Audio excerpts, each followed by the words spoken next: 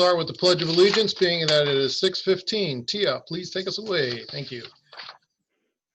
I pledge allegiance to the flag of the United States of America and to the republic for which it stands, one nation, under God, indivisible, with liberty and justice for all. Thank you.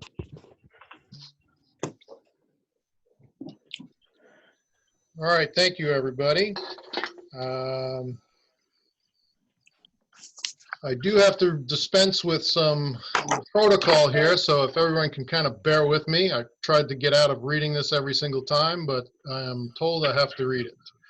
So this is the COVID-19 public meeting procedure notice. Due to the COVID-19 corona crisis, in accordance with Governor Sununu's Order Number 12 and pursuant to his Executive Order 2020-04, the Henniker Board of Selectmen is authorized to meet electronically. The town of Henniker will be utilizing the Zoom platform for this electronic meeting. Please note that there is no physical location to observe and listen to the meeting, which was authorized pursuant to Governor's Order Number 12 and his Executive Order 2020-04.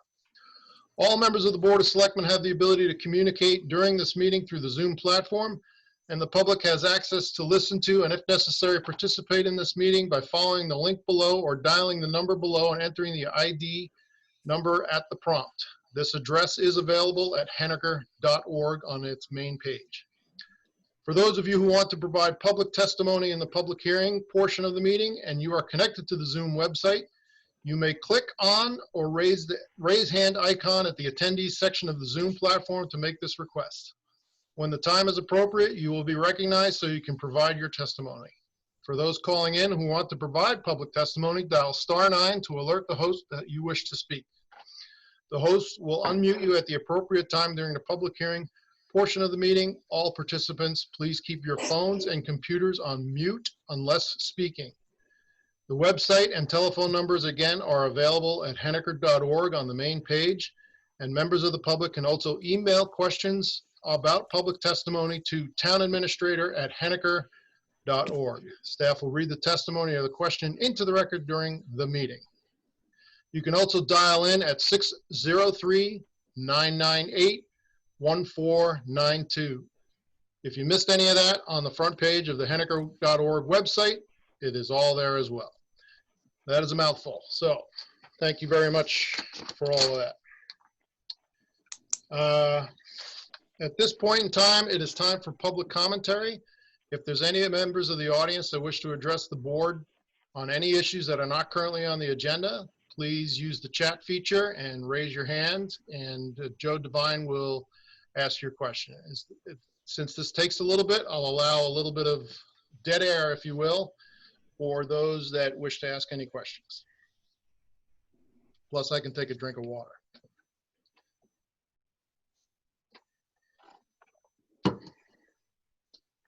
I have somebody. Joe, you seeing anything? Yeah, I do have somebody. I don't know who it is, though. It's CSLEB is what their name is on here. Okay, can you unmute them and let them ask their question? Please state your name for the record for the recording secretary.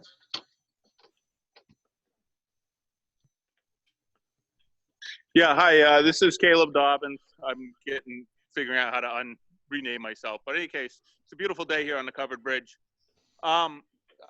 It may be related to a item you have on your agenda, but I'd read something in the newspaper about the town meeting and splitting people up into groups of 9. And I'm just curious, hopefully you folks are going to address the fact that I believe you need 10 or more in order to request a ballot vote. So I'm not sure how exactly that's going to happen when people are in groups of 9.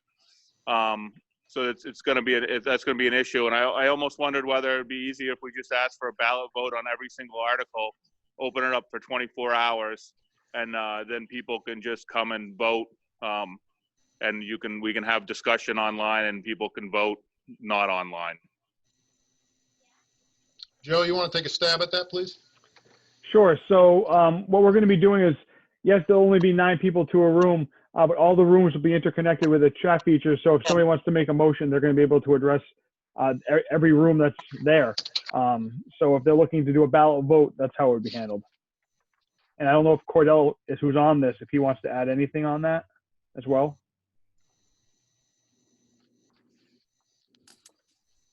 I am muted you, Cordell, if you have anything to add. And I just put my camera on. If that detracts from the quality of the audio, let me know. You actually only need 5 people to request a ballot vote. And typically, the request for a ballot vote has to be in writing, signed by 5 voters who are present. Because of the unusual circumstances of the meeting, as Joe mentioned, we're going to have not more than 9 people in each room, but everyone will be interconnected. Because of the unusual circumstances, my proposal is to relax the rule requiring a written request for a secret ballot, and instead, if one person requests a secret ballot, then we would allow 4 other people to choose to request a secret ballot orally, so you don't have to pass some kind of writing from room to room. So that would still enable people to request a secret ballot, just pretty much the same as you do at a regular town meeting.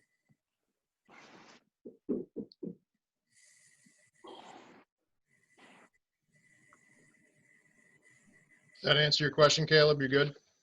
Yeah, I did. I just kind of just generally thought almost it might be easier if everything was just a secret ballot and then people could just come during the course of like a 24-hour period and vote, but just a suggestion. Thank you. We realize it's a little unusual, but we're trying Yep. to do our best here to get this meeting out of the way. Yeah, absolutely. Any other public commentary? Joe, you seeing anything on the chat? Yep, Yeah, I've got Heidi Heidi Coyne. Okay. Want to unmute her, please? I think I am. You are? Where is town meeting publicized? I know there was mention of an ad in the paper, and I know it's been on social media. I guess my concern is there are lots of people not on social media. Just a thought process. I drove by the town hall today. I would think there'd be a sign on the front door for those that are coming there for appointments. And the other thought I had, it's only a suggestion, is you can buy those corrugated signs that are on stands, not unlike the ones we had printed for elections. Maybe those could be posted at the town triangle, by the post office. This is unconventional. People are so used to it being on a certain Saturday. I'm not sure that the general public is really informed. We rely a lot on social media, but not everybody, and it's not just an age demographic, is on social media. Yeah, and Joe also has a mailing that will be going out, I believe, on Thursday Perfect. to everyone. So that will be delivered in everybody's mailbox. Okay, good. All right. Thank you, Heidi. How about anything else, Joe? I see no more hands up as of right now. Okay. All right, with that, we will get going with the agenda here, and I will entertain a motion to approve the consent agenda, items 2 through 9. I'll make a motion to approve. Motion by Tia, seconded by Leon. We'll go with a roll call vote. Chris Blomback, yes. Can we have a discussion for 1 Oh, minute? yes, my bad. Sorry. Go ahead. Mr. Chairman, I signed something, and I have to admit there were many things to sign. And something was called to my attention this morning that I did sign, and I didn't really understand what I signed until this morning, and I just would like clarification. And it has something to do with the telephone pole permit to Eversource, which is going to be located directly across from my house. I thought we got that all squared away as far as the 3-phase electricity at the ice cream shop. So I don't know if this has anything to do with that, what I really signed. There are 3 poles together on my side of the, and if you're looking out my driveway, they're on the left. So I don't know, one was supposed to come down, but it hasn't yet. But I'm wondering why another pole is going across the street. When that was discussed months ago, that was like out of the question. Can anybody explain that? Did you find out, Mr. Chairman? Joe, do you want to fill us in on that? Sure. So I reached out to the road agent to find out exactly what that pole was all about. And he said that pole permit is for the existing pole. There's no new pole going up. He said a lot of times Eversource will pull a pole permit after it's been located, is what he had told me. So he told me there's no new poles going up. Okay, that's all I wanted to know. Okay, we will return. I'm all set to vote. All right, thank you, Peter. We have a motion by Tia that was seconded by Leon. Leon. Roll call vote. Chris Blombeck, yes. Tia Hooper, yes. Let's go Peter Flynn next. Yes. Mr. Parker Yes. and Mr. Osgood. Yes. Very good. Thank you. Motion carries 5-0. At this point in time, it is time for item number 10 under new business, and we're going to hear from update from New England College. It's my distinct pleasure to welcome the president of New England College, Dr. Michelle Perkins, as well as the vice president of academic affairs, Dr. Wayne Lesperance. This meeting is informational update at the request of a number of citizens and the community members. And the format that we've outlined for tonight, we will have the presentation from New England College. The board will have a chance for a brief question and answer session with the members of New England College, and then we will open it up for public questions. Since this is the Zoom platform, it can get a little unwieldy. So what we are asking you to do in the question portion for the general public is to text or use the chat feature on the Zoom platform. You'll get queued up, and then when Joe goes down through the list, he will unmute your microphone. For the purposes of using the chat feature, Tia, could you just give us a little crash course for some of the members who may be new to Zoom? If you could just do a little quick tutorial. Yep. So if you are calling in from a laptop, you can scroll down. It should bring up a bottom bar, and there should be a little chat feature. And if you click that, that will open a window, and you can send a message down in the bottom portion, which it should say type message here. Okay. Same thing is similar with iPhones and iPads. Great. Thank you. Since, again, the Zoom platform can be a little unwieldy, we do ask that you keep your questions tight and concise and under 30 seconds, and then allow the Drs. Perkins and Lesperance to answer the question. So without further ado, we will jump right into the presentation from New England College. And I don't know who will be speaking, Dr. Perkins or Dr. Lesperance. So the floor is yours. Well, thank you, Chris. I'm happy to kick it off, and I'm delighted to have my colleague, Dr. Lesperance, Vice President for Academic Affairs, here with me. And I'm grateful for the opportunity to talk to you all, the Select Board and the townspeople. It's been quite a year, hasn't it? And I think that is definitely an understatement. We have been working 24/7 ever since the virus came into the state. And I can give you an update of where we were, where we are, and what our plans are for this upcoming fall and spring semester. As you know, when the virus came in, and we started hearing about sheltering in place, we were very sensitive to the presence of COVID in the state, although Henniker is most fortunate not to be really impacted by the virus. We have a number of friends and colleagues, as I'm sure you do, in places like New York City, where it is really beyond belief what's going on there. Although it is subsiding, and that's good news for everyone, as it is across the country.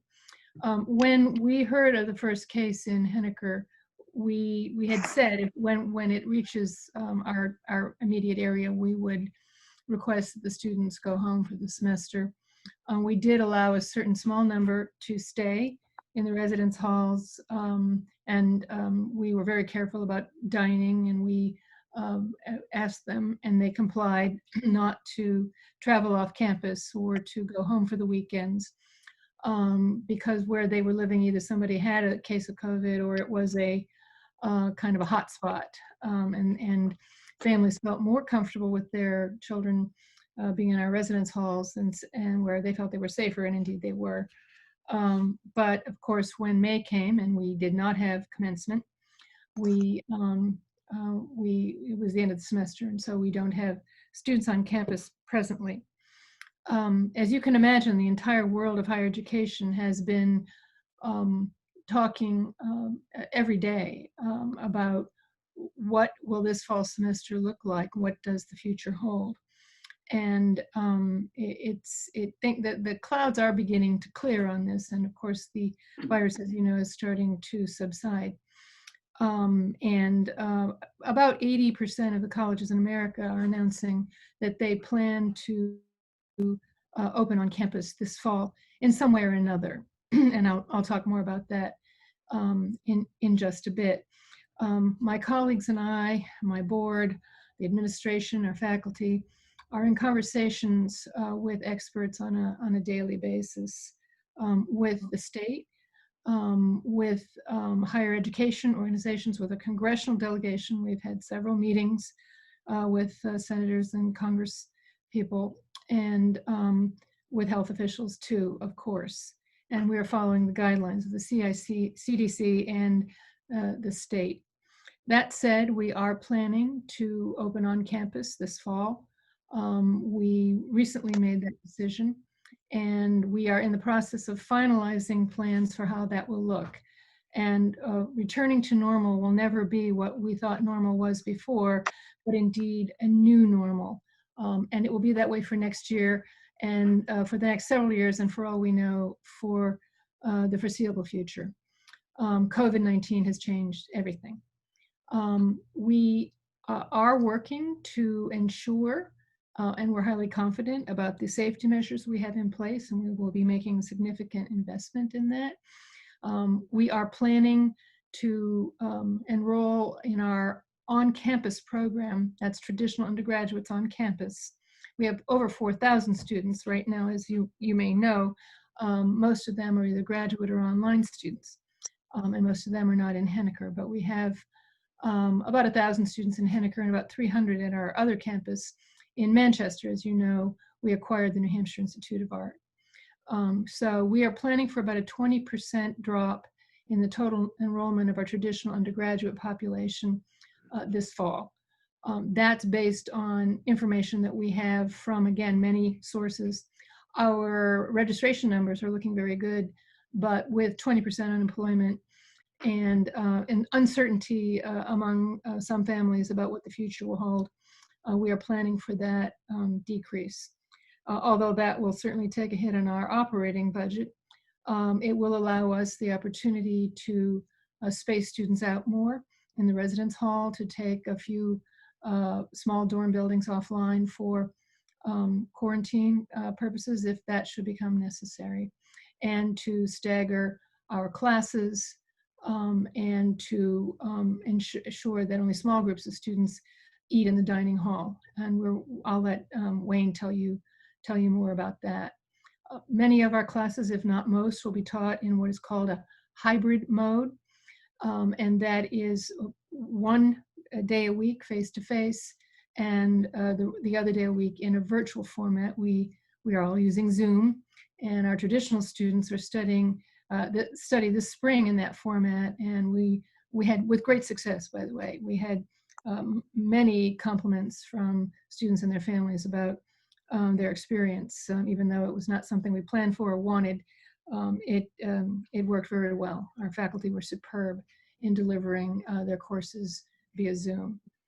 In this way, we will have an on-campus experience, but we will take all appropriate measures to make sure that that students aren't congregating in large groups. In fact, we will not have any large group meetings of any sort. We will, if there is an athletic season, and from what I can tell from what's coming out of the NCAA, there will be, we will not allow fans. It's unfortunate, but at least we hope be able to have an athletic season. We are acquiring a number of products that will allow us to do very important testing in terms of real-time temperature product that we're going to buy that has smart thermometers for all our students and faculty and staff, and also working to ensure regular testing and tracing. There's a great deal more, and I don't want to go on forever. But we are making progress in our plans, and there are so many details to take care of before students come back. There's a great desire on the part of students and their families to come back to an on-campus experience. And of course, as everyone knows, for the 18 to 22-year-old, the on-campus college experience is really irreplaceable. Many students study online. We have a large online program, but that is the mean age in that program is 35.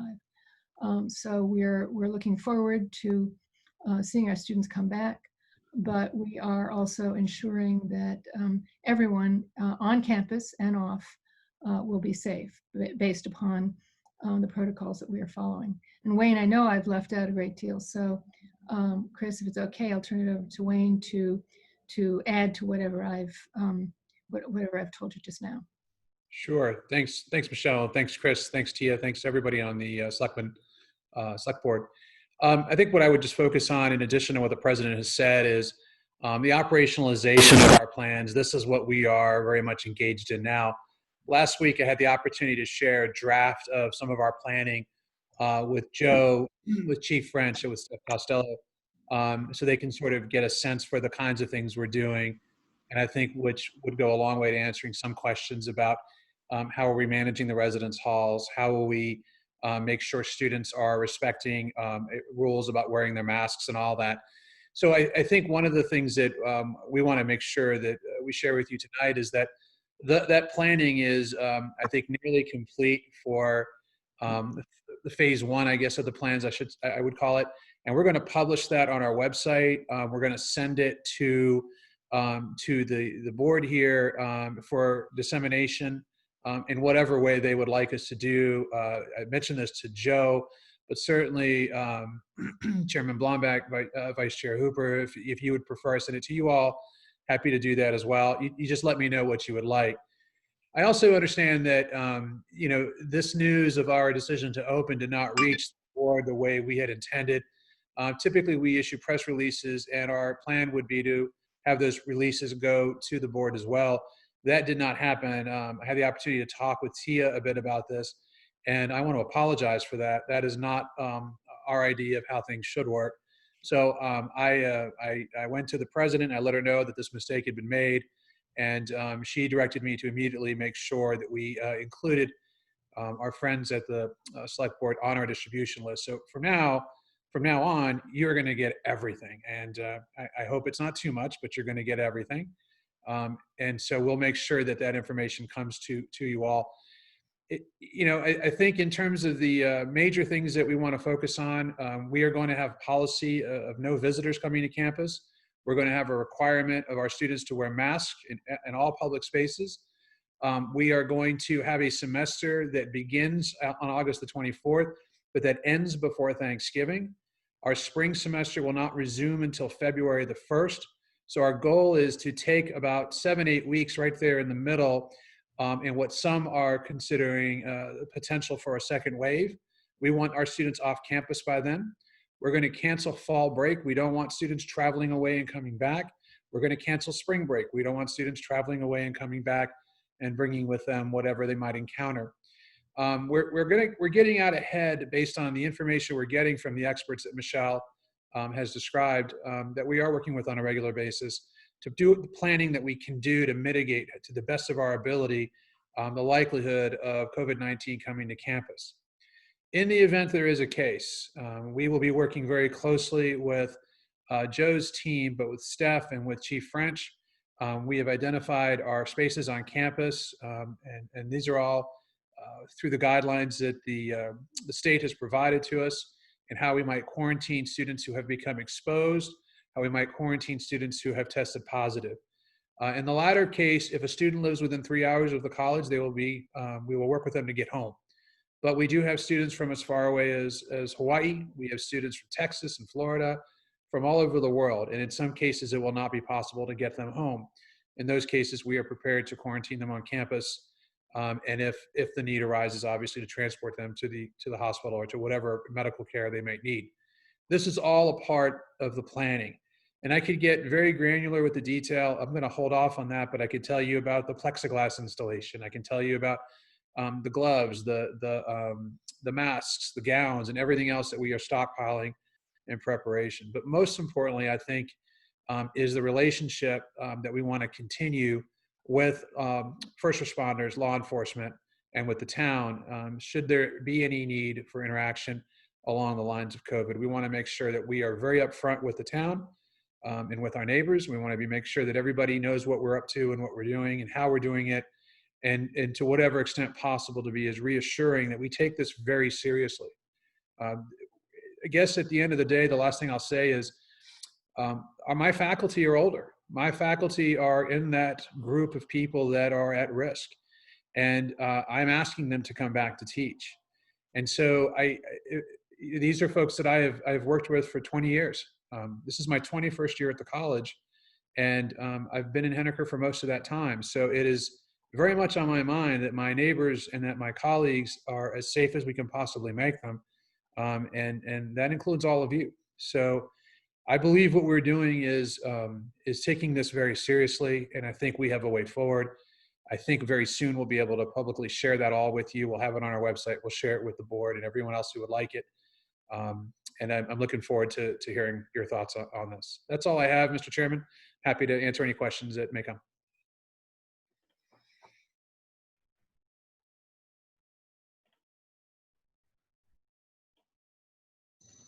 Okay, thank you. Little Zoom technical difficulties there for a minute. Sorry about that. Excellent presentation. Thank you very much. At this point in time, we're going to ask if there are any specific questions from the select board or statements that they'd like to make to the representatives from New England College, and I'll entertain that right now. Well, Chris, Tia? one thing that I can... Tia, can you turn yourself up a little bit? You seem to be low. Oh, can you hear me now? So one thing that I can say is this is a conversation that's going, across numerous platforms in higher education. It's not just New England College who's facing this difficulty. There has been numerous articles that have been coming out along with studies. Higher education also has been facing a change within the last few years, and COVID-19 has not assisted higher education, especially small liberal arts schools, through online, classes and through that domination, but also, through the change in our learning culture. So COVID-19 really has put a lot of pressure on small schools. And currently it's anticipated that over 1,000 schools will probably end up closing due to this. So it's something that we need to consider when we're looking at New England College and what they're bringing to our community, but also what they're bringing to our downtown businesses. So I just want everybody to keep that in mind. We've had a great balance and we've had a great working relationship with them. And I think that we can make this work if we all work together. Thank you, Tia. Any other questions from the select board?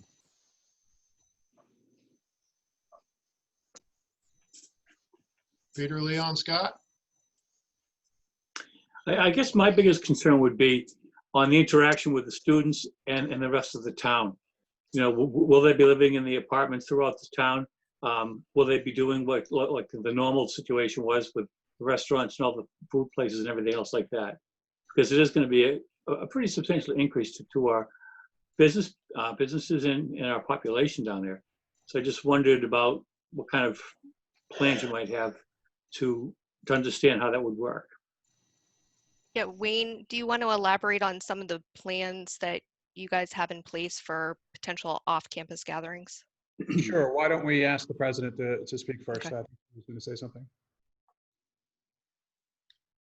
Thank you. Obviously, we are going to do as we did this spring semester to encourage students to not travel or go about as much as they might have previously. That said, there are a number of students who still live in Henniker because they rented apartments in the town, and we can't tell them not to do that. We are equipped to house students in our residence halls, but as you all know, we can't stop a student from renting an apartment. That said, if restaurants are open, there will be not only students, although I don't know how many of our students frequent Daniel's. They probably frequent some less expensive places. But people from out of town and out of state will be coming as well. I don't know that our students would pose any different threat than families coming from Massachusetts or other states or from abroad that would be visiting the town. And I don't think anyone can stop them from coming either. That said, we can work with our students to educate them on best practices and what to do, what not to do.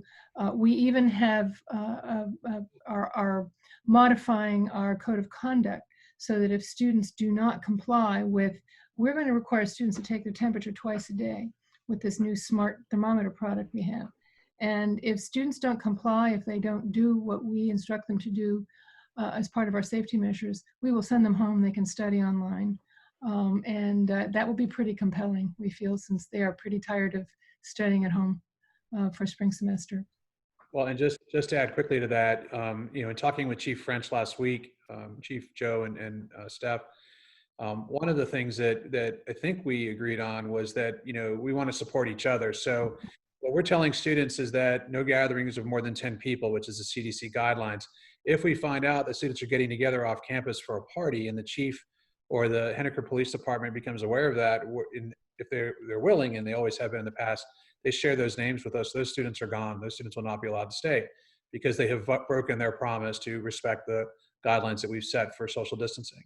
So we're taking this very seriously.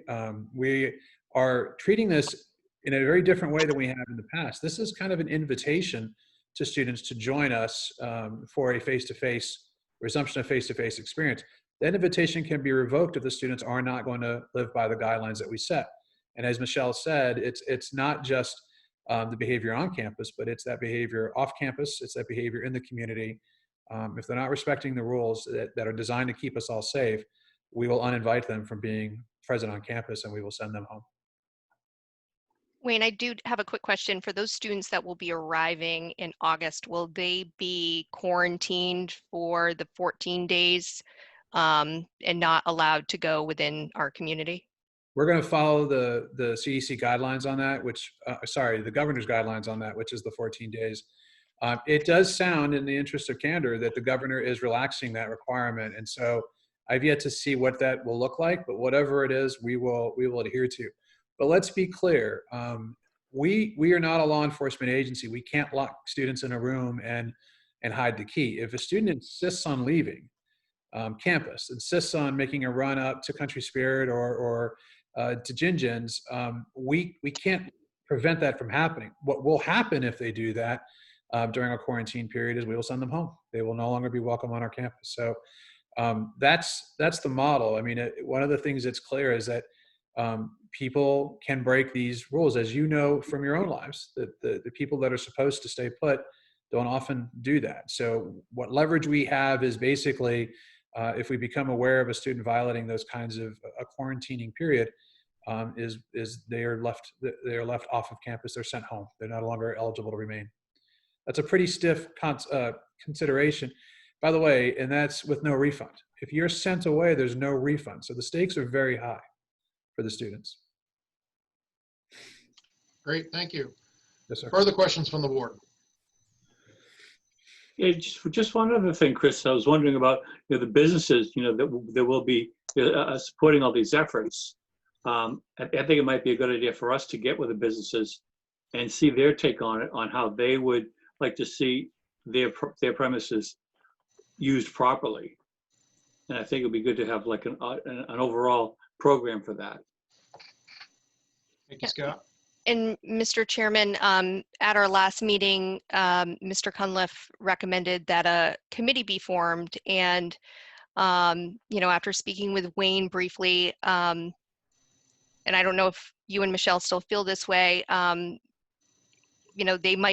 England College would be open to having that committee and having community members serving on it so we can continue the discussions to ensure that this goes, the best way it possibly can for our community. Yeah, I spoke with Michelle earlier, and certainly that is an offer we continue to want to make. We would like to be part of that. I know I can commit to that, certainly, and on behalf of the college and on behalf of the president. So let me know when we're meeting. I'm happy to become part of that. Great, thank you. Any further questions from the board? Okay, what we will do now is we will shut down conversation at the board level and we will open it up to the general public. Again, just a quick reminder for those that are jumping on the Zoom meeting a little late here. We're going to ask you to use the chat feature to be queued up for a question. And when your time comes up, Joe will unmute you and you'll be free to ask the question. Please also, for the sake of the minutes, we need you to state your full name for the record. So, Joe, if you are ready. I am. Okay. So I have Steve Cunliffe, who's asked to be unmuted for some questions. And again, Steve, thank you for participating. Please keep your comments brief and to the point, and try and keep your question under 30 seconds. But go ahead, Steve.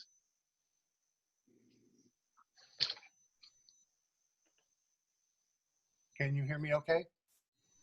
Yes, we can hear you. Okay, thank you. Well, first of all, I'd like to say that as a resident of Henniker, I was a little disappointed to see the first news of the college opening in the newspaper. And there was quotes by both the president and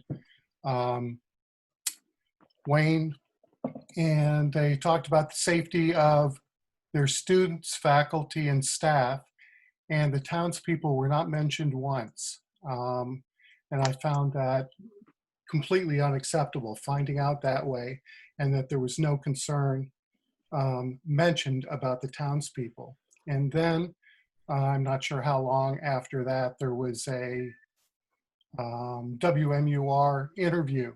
And again, townspeople, the safety of the townspeople was not mentioned at all in that interview.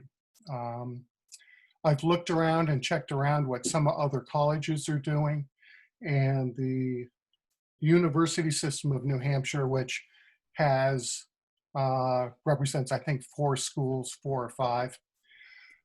They put on the chief of police in the town. They had a mayor from one of the schools, and these are all people that were put on the committee on how to reopen, so that they included the town's police chiefs, fire chiefs, emergency personnel. And that's the first thing that they did when they started a committee. And yet here we're finding out way down the road about your plans for opening without any input from townspeople. My big concern is for the people of Henniker. College students, I think you said the demographic was 18 to 22 or somewhere. Those are the people that are going to come here. They are at a very low risk of being harmed by the virus or dying from the virus. Whereas our townspeople, I'm not sure how many people there are in Henniker that might be over 60 or 65 that are in the higher category. Those are the people I'm worried about and that I want to look after. Okay. Steve, we need you to kind of tighten it up a little bit. Can you get to the point of your question, please? The thing is, I think there are hundreds and hundreds of questions that I have.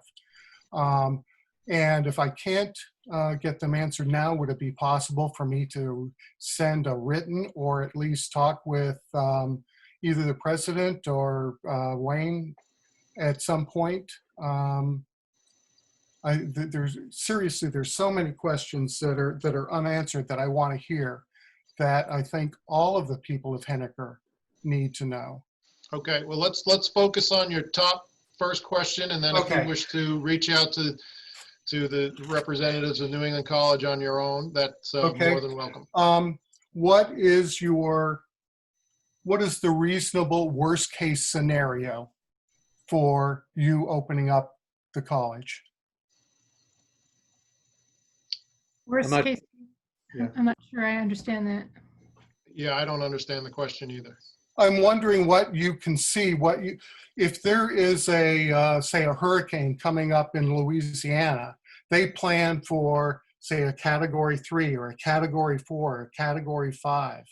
Well, if you're opening up the college here. What's the worst case scenario that you might have? Is it 5 college students becoming infected? Is it 25? Is it, I don't really know. I want to know what you're planning for, the worst case scenario.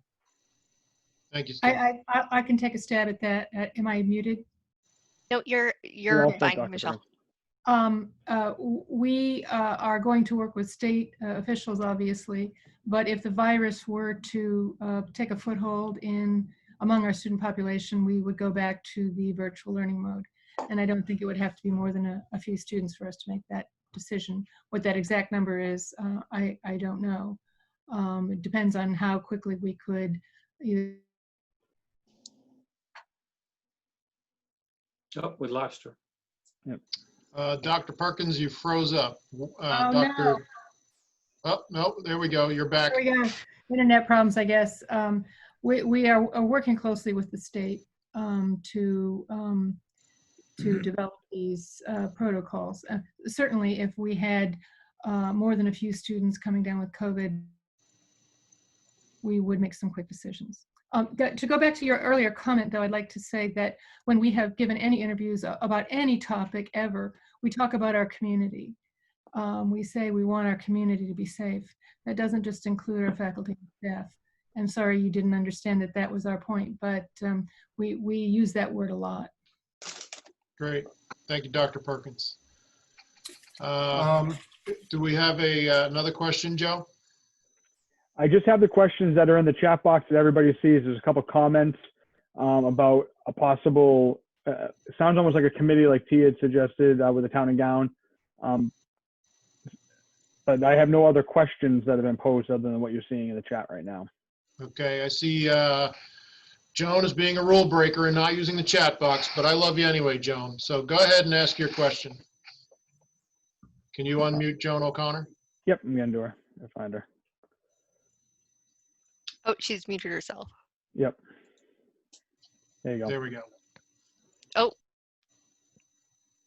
Try it again, Joan. Gotta love Zoom.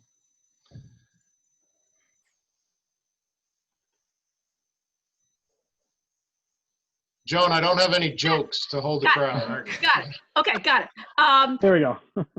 Joan O'Connor. Chris, I did put into the chat room my request, so it's in writing.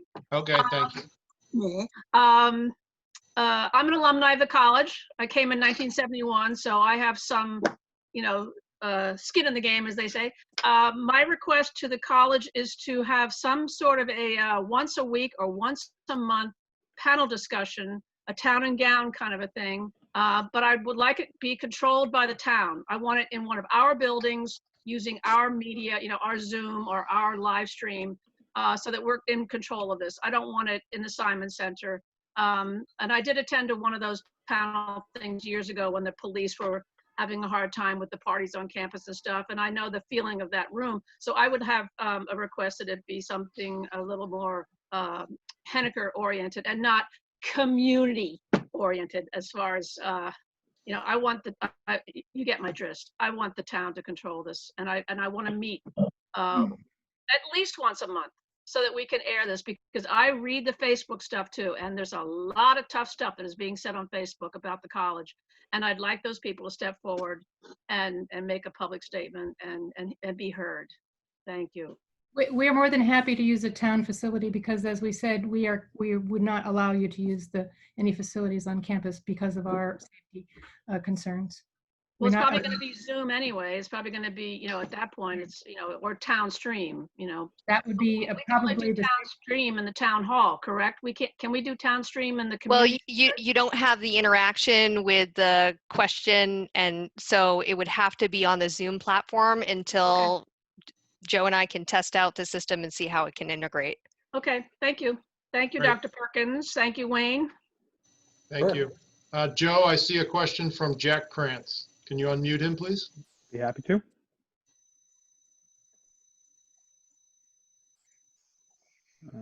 Jack, hold on. You're still muted. We got to unmute you. I'm not seeing him. Yeah, so I'm seeing him. He needs There we to. go, Jack. Okay. All right. I'm just, as a formal alumni of the college, I'm just totally bummed out with the whole way the whole things are going. Michelle, I don't understand why they're trying to grow the college to such a huge amount of numbers. The 2 buildings they built downtown are ridiculous. There's no place for the kids to get off and drop their friends off, and without parking in the middle of the street. And I just don't get why you need to have so many people. I guess that's it. That's an interesting question. We are building a campus. Our campus is built to accommodate 1,500 students. As I mentioned, the vast majority of our students are not on campus. Well, and but it was fine before. Why? I mean, why all these big, huge buildings and, you know, and then, I mean, the thing that really drives me crazy is I have to drive by that place a bunch of times a day, and all the kids are parked in the middle of the freaking road. Why didn't they just put a spot for them to go park? They're all lazy. We know that. We were students. Okay, Jack, this is going to kind of be related to what the fall startup for the campus and any safety concerns and issues that our local population might be having. So if you have an issue with some of their other things, maybe you want to just reach out to them privately. Okay, thanks. Sorry, Okay. Chris. Do you have any specific questions regarding what the agenda item is tonight? Well, as far as the, I was trying to get in before when you were talking about the having the town meeting, which I think is ludicrous. I mean, you're not going to get anybody there. So anyhow, that's it. All right. Thank you very much. Joe, what are you seeing out there? I think I have. It looks like maybe Millie has a comment. Okay, Millie Knudsen, good morning, or good afternoon, good evening, I should say. Sorry about that. Go ahead. You're on. You're muted though. There we go. I'm unmuted. Yay. No, I do. I feel really, as a member of the music committee and as a member of the church, I'm very concerned that things go on that people don't get to weigh in on and they don't get to hear about unless you're in the in place. And I think to keep down the really disrespectful comments that I hear on Facebook, I think having regular meetings where people have more than ample spaces to put honest, well thought out questions and comments, I think that will tamp down some of the really incredibly rude and I think dangerous rhetoric for these days. I think we as a small community need to communicate clearly and often until it gets to the point where people go, yeah, okay, I said my piece. And until we get to that point, we're going to continue to have people that are just nitpicking from the side instead of coming right out and saying, this is my name and this is what I believe, and I want to hear what you have to say. In other words, engendering discussion rather than carping. So that's my piece. Thank you. Okay, great. Thank you, Millie. I'm not sure that we need a response there. I think it was more of a statement, but we appreciate the comment. Joe, what else you got out there? I have nothing as of right now. Steve did say he has more questions if you would entertain it. Okay, let's see if we have any other questions first.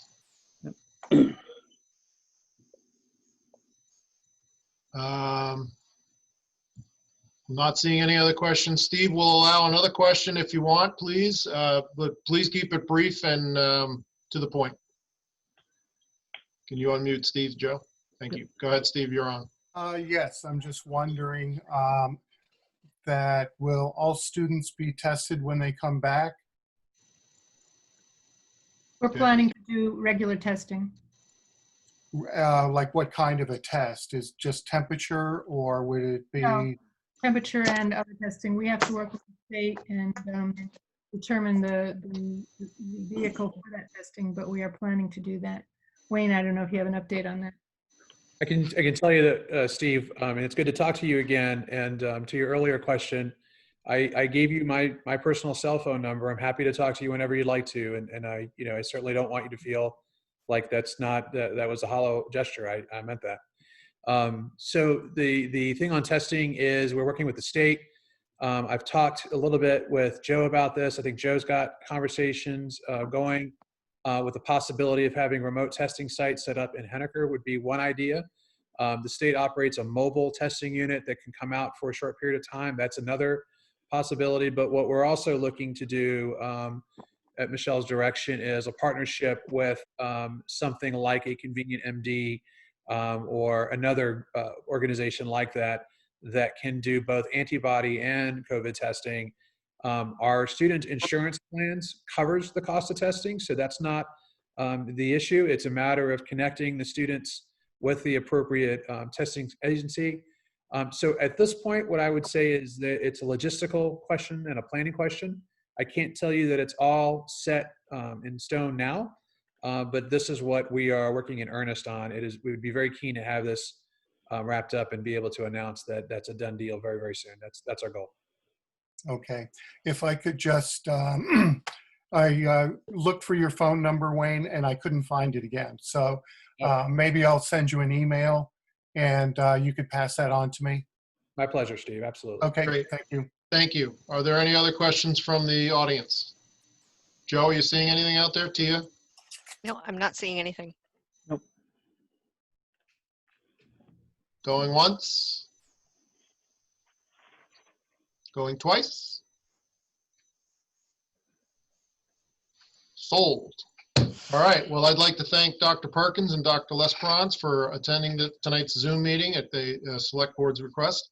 Appreciate all the information. We wish you good luck and success in getting the students back here this fall. And we thank you for your time this evening. And I would encourage, if any members of the audience have any questions, all of their information is available online through nec.edu. Please feel free to reach out to get some degree of comfort. So thank you very much for attending this evening, and stay safe. Thank you. Thank you, everyone. Thank you, Wayne and All right. Michelle. Bye-bye. Thank you. With that said, we will now move on to item number 11 is an update from the athletic committee regarding signage in the parks and renaming an athletic field. Joe, do you want to take point on this, please? Sure. I'm actually going to be unmuting Jared Brooks, who's representing the athletic committee. For the first item, we're going to be referencing some signage that went up on Old Concord Road. And I'll let Jared take it from here. Thank you. Jared, welcome. Where are you? What? Thank you. So back on May 19th, I put up a couple signs down on the Old Concord Road fields. They're spread out across our facility, and there were 3 signs that said dogs must stay leashed at all times, and then on the bottom, police take notice. And there are 3 signs, again, spread out across the facility that said no golf, again, police take notice. And it was brought to my attention that there was a few people in town that did not like these signs, and they were requested to be taken down by Tia, and so I did, and Joe invited me to come talk about that, regarding that. Those signs were put up strictly for safety reasons. Because of the number of people home right now from the stay-at-home order, those fields are being used at a much greater rate by non-athletic teams. So what I mean by that is we're seeing more people down there playing with their kids. We're seeing more people down there playing softball with their families or out there running. We were also seeing a big uptake of people down there hitting golf balls, using it as a driving range. And that poses a huge safety thing for several reasons. One is obvious, the balls don't get picked up. Every time we talk to people, they always say, oh, I pick up all the balls, yet every time we're down there, we find lots of golf balls all over the fields. The other one is the divots all over the field. So not only is it not costly for the town, who we have to replace those divots because they pose a big safety issue for our athletes when they're out there playing.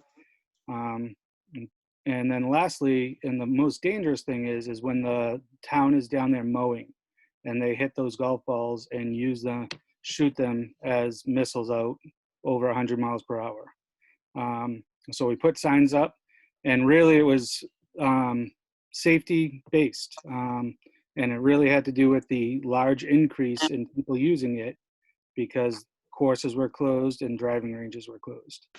In the past, when we see people down there, I typically go talk to them and let them know why we don't like people using that. And just about every time people say, oh, I get it, and I never thought of that. And they move along and find another location to practice. The leash signs, that was something I talked about with our former town administrator and police chief. It is a town ordinance that is covered under the parks. So dogs do need to be leashed down there. And we have had numerous complaints about that. One of them was from one of our town employees who was mowing and had to shut the mower off because dogs were running around the mower trying to bite the tires and stuff like that. One of our athletic committee members the other day was approached by dogs off leashes while he was out trying to run, and it was approached aggressively. So again, several people reached out to me, said similar thing happened. So we figured we would address it like we always have. And we've put signs up there in the past without board approval, and I didn't realize it was an issue. I mean, we close the fields regularly for unsafe conditions, and we put signs up. We put handicap parking signs up. We put authorized use signs up, and never had issues before. Great, thank you, Jared. Questions from the board? So I think the concern based on the Facebook conversation was more directed towards the signs towards golfing. That and specifically the terminology that it was only for youth athletics. And based on the conversations that were posted, it seems like that's where a lot of the animosity and questions came from. From my knowledge, and I'm not the one golfing down there, even though I did run it by the town administrator, if you're picking up your golf balls and you're being respectful, I don't see a problem with it, especially if you're hitting into a soccer net when, you know, there's nobody around, but it's also being respectful of the field. You know, if you post some signs going, if you're going to golf, pick up your balls, right? You know, if you do it on a golf course, you should be doing it down there, and you should be taking, you know, the same respect that you would when you're playing and, you know, paying a fee. And also other youth athletic programs are starting golf programs at this time because their other athletic teams are unable to participate in baseball and other activities. Bo is one of them who's just started a partnership with Beaver Meadow. And so their athletic programs have, you know, gone that route to offer an alternative for students that might be usually going to T-ball or, you know, Little League. And that might be something to consider as well. Okay, so a couple things. First off, putting up signs that say pick up the golf balls doesn't work. We have signs down there that say pick up your dog's waste, and there's still plenty of waste around. And like I said, when I address it on an individual base, every single person always says, oh, I pick up every ball. But yet we still find plenty down there. The partnership you were talking about, it is a great idea. But again, you mentioned Beaver Meadow, which has a driving range for people to practice at. Right, so or they have nets that they're hitting into. correct. And these are not people hitting into nets. They're hitting across fields where people are jogging and running and Right. playing with their families. So my proposal when I first reached out to Joe before the governor released the restriction, because I asked if I could go down there, was, you know, the bird netting that you put over blueberry bushes, cover the soccer net with that so the golf balls can't go anywhere and you hit into the soccer net. That makes sense to me. It captures the balls don't go anywhere, and you can pick them up just like you would if you were driving into a golf net that you see on so many home properties. I would have no problem with that. But if you are finding golf balls, I'm sure there's a bunch of golfers, and I know a few of them that are on the call, who would be more than happy to go down there and pick them up, because when we go to the driving range, then we can use them.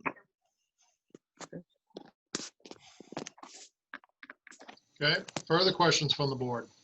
Yes. Yes, Peter? Yes. Well, first of all, the athletic board, that's totally volunteers. Is that correct? Am I correct in saying that? No pay is involved. There's no director. There's no full-time or Correct. part-time staff, Correct. right? Correct. That's also on federal property, correct? Correct. And private property. Half of it's private and half of it's federal. I just don't see any problem with the board supporting what the athletic committee has recommended, a group of volunteers who work for nothing, who have a budget of like $41,000, which is a joke for what they produce for athletics. And to complain about the signs, to me, it blows my mind. I just couldn't believe when I heard that story. I fully support what they want to do. And if you want to bring it before the board and itemize it, let the board take a vote, and we'll work that way, one way or the other. Let's support it or not support it. But talking about it all night isn't going to help. I think we got to address it as an issue to vote on. You know where my vote's going to go. Thank you, Peter. And speaking of the federal property, I did reach out to the Army Corps of Engineers and Steve Dermody, who is in charge of that piece of property for the Army Corps, and he had no issues with any of the signs that we put up. Thank you. Thank you. Further questions from the board? Yeah, could we just do a consensus and have the athletic committee do what they think is right? Well, can we open it up to the public to also get some comments from them on this particular item? So, do we really feel that this is important to bring to the public? Based on the comments that were shared, I think we should open it to the public. So also as a member of the athletic committee, my name's Chris Woodbury, 133 Ridgetop Lane. I'm the finance director for the athletic committee. To reiterate the point that Mr. Brooks made regarding this is about safety. One of the things that our committee is charged with is the safety of the participants in the sports that we support. And we make decisions as a committee about the safety of the participants in these sports all the time. And the coaches that we vet, and the referees that we bring in, and the equipment that we purchase as a town and provide to the children in the town. And this is just another example of that. And when you look at, and I know it's been brought up a couple of times, the comments that were made, I'd be remiss to say whether those were comments or whether those were personal attacks against a volunteer committee member in this town that spends hours along with the other committee members. It was a personal attack that it turned into. It's one thing if people want to have comments and bring it to a forum like this, and a personal attack that was then piled on by a select person demanding that a volunteer committee member answer to those personal attacks on that same Facebook thread. So go ahead, Tia. The thing that you're commenting actually was posted by Bill Marco of asking a question about certain things that Jared did elaborate in the 120 comments that had been posted, and nobody could go through and scroll through and find them. So Bill asked a question, and Bill scrolled through the 120 and finally responded to answer his own questions, which was a good thing. Because 120 posts, as you're well aware, is a little daunting to get through all of them. I agree with that, Tia. And I would say more than 35 of those posts came from one person badgering other people that were asking questions. And I agree that Mr. Marco, your perception of Mr. Marco's questioning on there, and I don't think that was out of line. It was just, that was not the right place to demand a committee member, regardless of whether that specific question was good or not, in a thread that was clearly turning into a personal attack by some townspeople. Okay. Well, and some of those comments I didn't even look at, Chris, and I'll be bluntly honest with that. Okay, that's fine. I personally believe that the athletic committee does fantastic work, and I appreciate all of their efforts, especially being a volunteer board. I know how difficult it is to get volunteers, and I appreciate everything that you folks do day in and day out to deliver a top-notch program for the Henniker athletic kids. With that said, there's been a request by a select board member to open it up to public comment, and I'd ask to poll the board to see if this is something that we wish to pursue. Leon Leon? has a comment. I've been listening to this and I've heard something about it before. I basically discount most of the stuff that I see on Facebook because so much of it's just pure garbage. The problem we have is people try to have a serious discussion on Facebook, and it usually gets distracted by people who either aren't talking to the subject or are causing, or just there to be nasty. But going back to the golf ball thing, I'm sensitive to what Jared said. If in fact the people using the athletic committee, athletic fields, aren't being responsible, aren't picking up the balls, and are leaving a lot of divots, then I think we need to do something about it. I don't know whether that's to just declare the fields off limits for that, or whether it's more signage, but people who are down there hitting balls, first of all, have to be only doing it when they aren't aiming at somebody. Correct. But second of all, they need to be picking them up. Correct. All right. So what's the board's pleasure? Do we want to take public commentary on this specific subject? Well, I Peter? mean, this wasn't advertised as a public hearing on an issue. No, I know. You know, if you want to entertain public comment, but I'm not considering this a public hearing. No, I know, but you know I like to run a pretty open meeting and just... No, I'm saying I want to make sure this isn't defined as a public hearing all of a sudden. It's Okay, comment, so- like any other issue. Correct. And the reason why I'm asking to open it up to public comment, you know, we pay for the fields with taxpayer dollars. You know, there are a number of individuals without kids or grown children who utilize those fields. They pay taxes too. And I think we need to be considerate of that as well. We only pay for one of the two fields. The other one is free. And we have to abide by a law. If you ever read the deed and all the restrictions on the federal property, there might be issues about golf too. I'm not sure. I don't know if you ever found that, Joe, that original arrangement that they had with the town, but the corner field is the one that we pay for. So I don't know where the golf balls are hit, but I'm not debating that issue. I'm just clarifying what we pay for and don't pay for. So. Okay. Well, if the board doesn't have any real heartburn and the questions from the audience members are real tight and real short, I would just as soon open it up and try and get this issue resolved so that we can move on to bigger items. I'm not sensing any real hostility towards that from the board. So if there's any members of the audience that wish to address the select board, please signify either by putting your little hand up or clicking on your icon or shooting a text to the chat box. I do have. Joe, do you see anybody? Yep, I do have a hand up. Caleb Dobbins would like to address the board. All right, Caleb, please keep it tight and short. Yeah, absolutely. So I was told by a former police officer that Hennecker actually doesn't have a leash law. We only have a your dog has to be under control law. So I'm just curious as to how that may play into this. And then the second part relative to people driving a golf ball. I can't do it personally, but I believe people can hit golf ball like, 150, 200 yards. So in reality, one person could sit there and for all intents and purposes, shut down the use of those entire fields by simply driving golf balls. And if they're going to hit them into a net, I think they can do that in their own backyard. Great. Thank you, Caleb. Is there anybody else from the audience that wishes to address the board?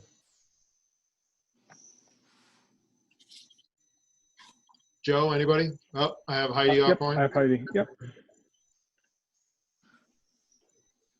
Hi, Heidi. Has this ever been a problem in the past, or is this really a problem this year because too many people are stuck at home and the kids are not actually using the fields? I'm not saying I'm for it or against it. I'm just saying, why is it suddenly something this year? Yep. So I alluded to that earlier. It is a problem that we see regularly. Typically, when we hear about it or we see it, I'll address it I'll go down and talk to the people. I explain sort of what I explained there, the issues that we have with it. And almost every single time people are like, okay, I apologize, no issue. And they pack up. This year, because so many more people are home and courses and ranges were closed, we had a large increase in numbers. One day when I pulled in, there are 3 separate groups of people, not 3 individuals, 3 groups of people hitting balls out there, using it almost as like a small golf course. And so that was one of the major issues, and there were divots all over the place. Right. And sadly, I think most people would pick up the balls they can find, but things like dog poop, you're either one who picks it up or you don't. Not that that solves a problem, but anyway, thank you. And I believe most people do want to pick up the balls that they use. I honestly believe that. I mean, especially some of the balls that we find are $4 or $5 a piece. I think it's a matter of that they hit a bad shot and they can't find the ball, and then it's sitting out there waiting for somebody to step on it while they're running or being shot out of the lawnmower when they're mowing. Great. Thank you, Jared. Any other further questions from the audience? Mr. Chairman? Yes, sir. Just to answer Mr. Dobbs' question, the town does have a leash law on the town parks. So that's where the confusion, I think, comes in. We don't have a leash law on general property. Your dog has to be under control, but in town parks and in swimming holes that are owned by the town, you do have to have your animal on a leash. So. Great. Thank you. Yep. Any other members of the audience that wish to address this issue? Not seeing anything, I'll close down the public part of this and return to the board.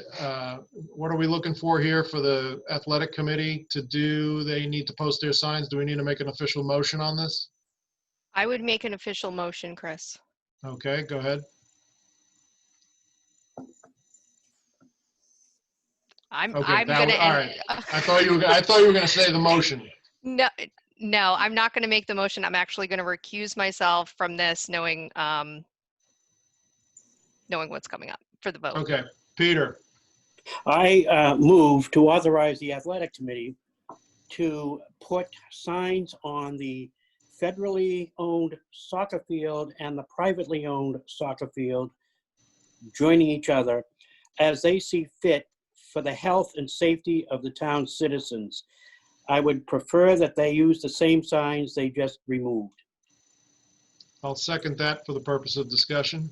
Further discussion on the motion at hand. I think it's a fair motion. Yep. Ready to call the roll call vote. Not seeing any other discussion. Roll call vote. Chris Blombeck, yes. Tia Hooper recused. Peter. Peter Flynn, yes. Leon. Yes. Scott. Yes. Okay, great. Motion carries 4-1 or 4-0, 1 recusal.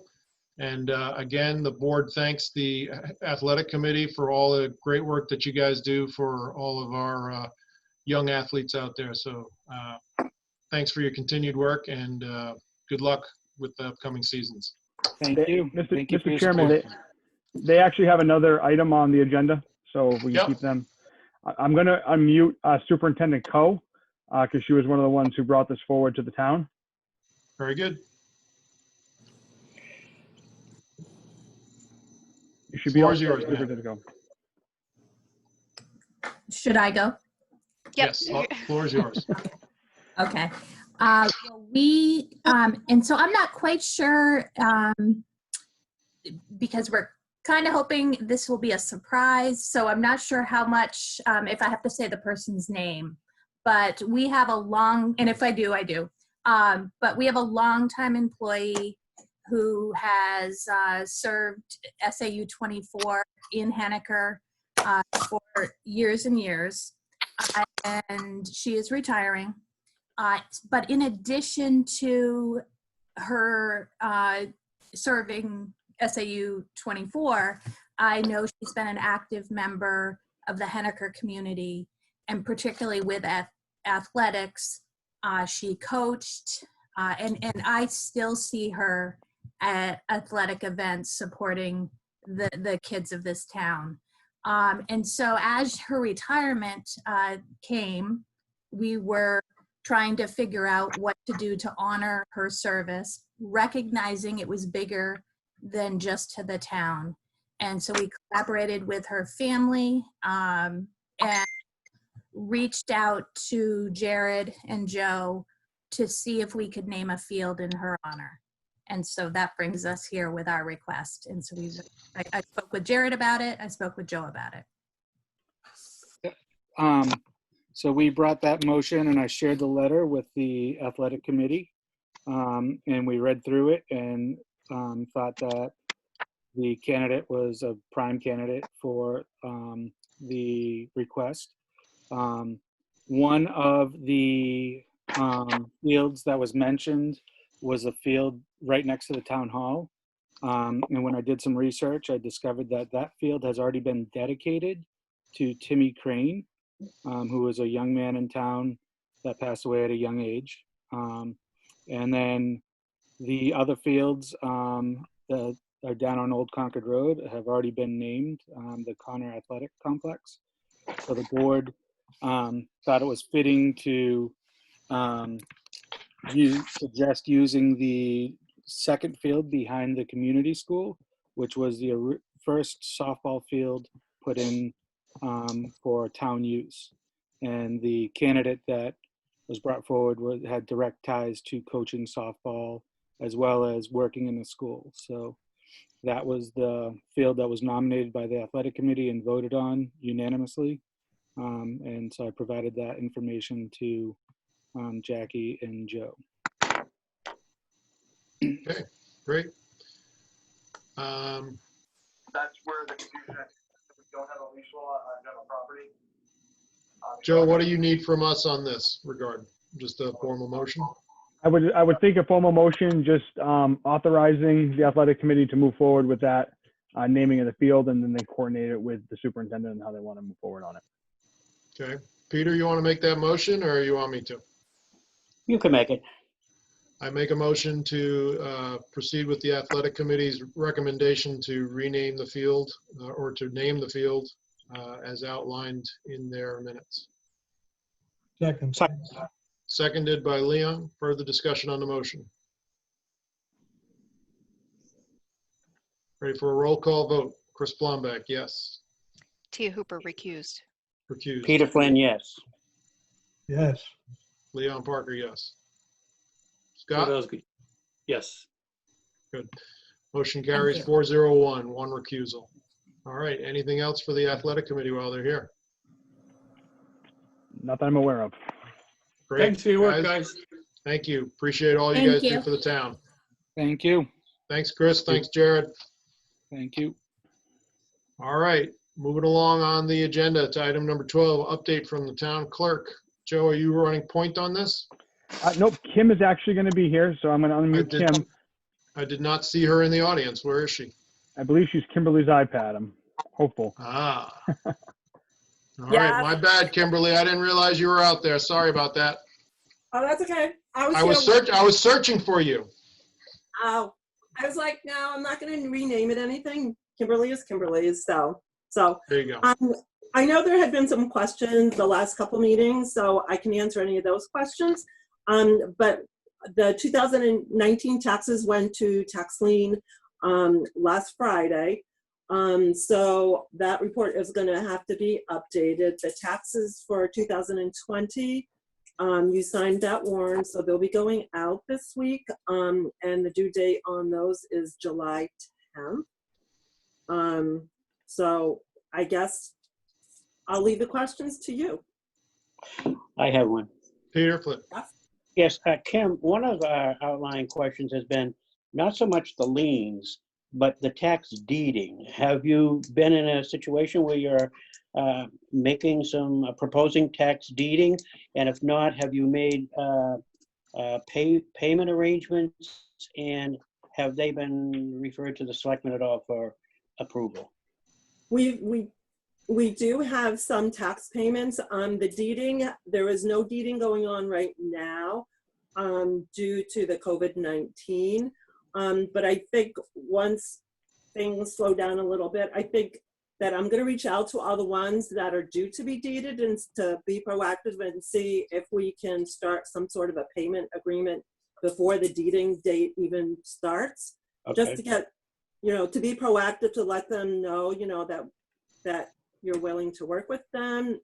And the ones that we've had the agreements have been very consistent with paying their taxes. On the deeding, there's a lot of the campers from the campgrounds, the mobile homes. But Joe and I have talked a little bit, and he feels that he's got a plan that we will be able to do something with those as well. Follow-up question, Mr. Chairman? Absolutely. Yeah, Kim, I realize the concessions you'd make over the COVID issue and any kind of leniency, for lack of a better word, on making payment arrangements. But my point is, my question was, first of all, do you have people in the situation where there'd be deeding, which I assume there was? And is there any way you can share this information with the board? And over the years, you used to sit down with the board in a non-public setting and go over all these situations, and you had payment arrangements all recommended, set up in writing, which the selectmen would approve and agree, or, you know, try to take some other action. And I haven't seen that since I've been on the board for 4 years now. I'm wondering if perhaps you could do that. Yep, no, that's not a problem. And I believe last year I was in there with some of the people that the agreements were made with. But yeah, no, that's not a problem. I'm more than willing to do that. Okay, thank you. You're welcome. Yeah, and is there, Kim, is there any way that we can get an update on where people are in their payment plans and the ones that do have them, and if there's any difficulty, you know, with receiving what we've agreed upon? Okay, yes, I can do that. Because I know there is probably one situation that could be happening. So yes, I can do that. Okay, great. Further questions from the board? So we also had a question regarding some of the Excel spreadsheet, Kim, and the property tax records. And even when Joe explained what it is, even when we reconciled that information, it still doesn't match up for the numbers. And it says on the top of the sheet that there's no penalties assessed or put in there. I understand the $50, when they don't do the P24 or P25 form, whatever it is, also gets put in there. But is there any other fees? Are you putting interest within those calculations, or so there's no interest associated on that spreadsheet? Because when I do like the MS-61 that I have to send to the DRA, there never is interest that's calculated on those because it's the outstanding liens, the outstanding taxes. The interest is added when it's paid. To become a lien, I don't know if you understand how a lien is placed, but it's whatever the principal, the July taxes, the December taxes, whatever interest is due up to the lien date, plus any additional cost is rolled into that one number. But when I put it on the spreadsheet, no, I don't include interest because that interest changes daily. Correct. I look at it today and the interest is one amount and next week it's a different amount. So I don't put that on there because that's I don't feel that's the number that is actually outstanding.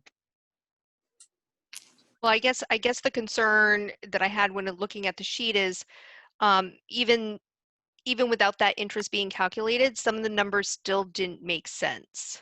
And I don't know if Joe shared those certain cards with you or not. There were a couple of the 2019s, but what you had to do was add the property taxes. There could have been outstanding utilities. There are different reports that go into those numbers. It could be a PA 28, it could be yield tax, it could be current use. Those are all the different numbers that go into that one number.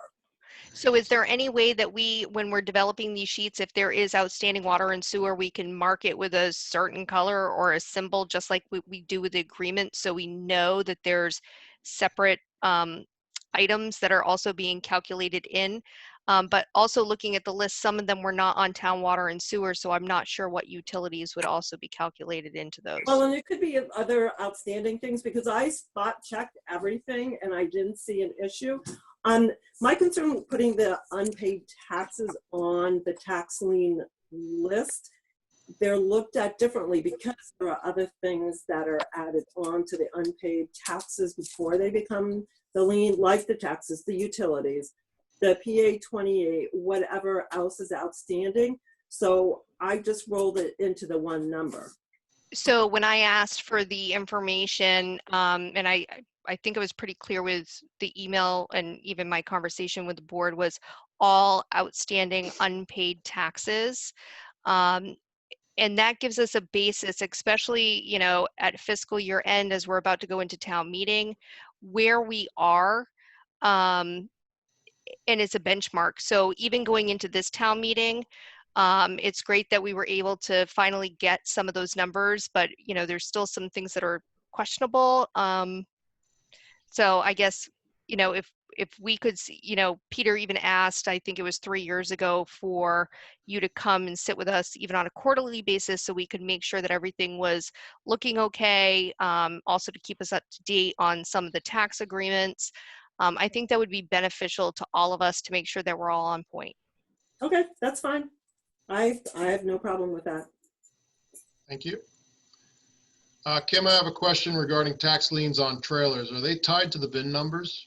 And the follow-up to that is, what happens when that real estate is sold?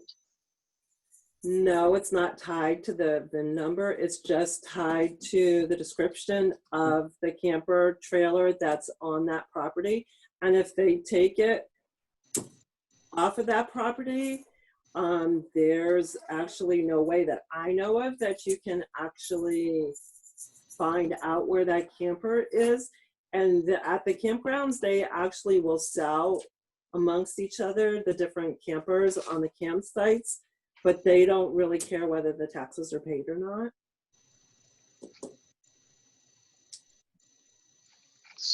Yeah, okay. So there's nothing that we can do procedurally or policy-wise to kind of close that loophole?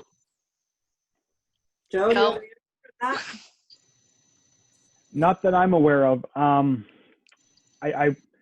You know, obviously a trailer that's an actual trailer is either going to be registered as a motor vehicle or it's going to be, they have to pay property taxes on it. It's one or the other is their choice. You know, I can see if we have the capabilities through assessing to use a VIN number, but I don't know what kind of teeth that would hold if they were to ever sell it. And that's something I can reach out to legal about and see and explore that option if you'd like. Okay. Thank you. Further questions for Kim?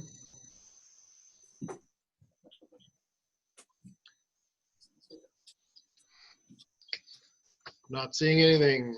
I guess we will move on to the next, which is town meeting warrant, item number 13. Thank you, Kim. Appreciate it. Thanks, Kim. See you Saturday.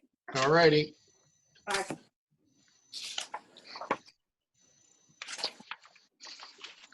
For those following at home, this is page 16 in your handout. So, Joe, floor is yours. So, you know, I've got Russ on the call as well with us today. I think as a board, you know, we've talked about we're going forward with town meeting and what it's going to really look like. As a board, you need to decide if you're going forward with all the warrant articles, if we're looking to table certain warrant articles, and if we're looking to amend any of the warrant articles. And speaking with Cordell, you know, to keep the town meeting moving just because we're in a different situation, we really would like to try to have this all ironed out so that, you know, if the board is going to be making motions, we have them laid out and ready to go. And if for some reason the board decides they do want to table some of these warrant articles, I think it'd be good to be transparent with the public and let them know what the plan is. So I'm really looking to the board to kind of drive this to see where we want to move forward. If we want to move forward with everything, if we want to make amendments, things like that to the warrants. So let's. Well, it's certainly a living and breathing document for sure. And when this document was prepared, we were in a time and place that was significantly different than where we are today. So I know that a number of the select board members have reached out to me on an individual basis, and I see Peter's got his hands raised there. So I know that we have a different sort of town meeting scheduled for Saturday. So I think we should really pop the hood on some of these things and figure out the must-haves versus the wants. So Peter, I see your raised there. So go ahead, Peter. Just a quick question to start off. And Joe, I think, and Cordell, if you're on, my understanding is that the board cannot change this warrant at all before Saturday. We can't Correct. take things off. We have to do it officially through the amendment process. Is that correct? That is correct. Thank you. That's. If the Go ahead. governor had signed off on the NHMA recommendation, then we I would wish. be able to change it. I wish. Okay. So let's start off right off with number 7, which was the bond for the wastewater treatment plant. Joe, have we decided that we're not doing that based on the discussion and the length of time that that one's going to take? That was the discussion Cordell and I had, and I think Cordell's unmuted as well at this point. Maybe. I've asked him to unmute. But yes, that was the bonds were something I don't believe Cordell really wanted to move forward at this time. Yep. Just to the length of time, specifically the wastewater because of the 60-40 split, and we know that's going to be a hot topic. So. Yeah, and, this is Cordell. I don't want to be the one deciding that you're not going to move forward with it. But if the selectmen in their discretion think that you can put this off until next year, it certainly would make the town meeting a whole lot easier. Yeah, and so my thought is, number one, yeah, this is going to be a contentious conversation. I think we should hold off for 1 year. I understand that there's certain maintenance requirements that we really need to do, but how many months are we already into the budget? 6 months. You know? 6 months. So what's another 6 months? Yep. Okay, so what's the board's appetite for not necessarily official action, but perhaps for some discussion points regarding what we would like to do on Saturday? We can at least get some of the heavy lifting out of the way, even if we can't act formally. So a couple of residents have approached me based on the economic development articles, and they would like to see those moved forward. I don't know what the appetite of the board is on those. Which specific warrants, please? The one for the commercial district provision 7281, and then the 79E. That's Article Can I have 18 and 19. 18 and 19. They would like to see those proceed? Yeah, one of the business owners approached me on that one. Okay. One that just burned down? No. Okay. All right. So shall we just, I say we go down through one by one, Chris. okay. Yeah. Let's circle back to 8 is the. Can I ask a question about number 7? Yeah, go ahead. What's the time frame for that loan?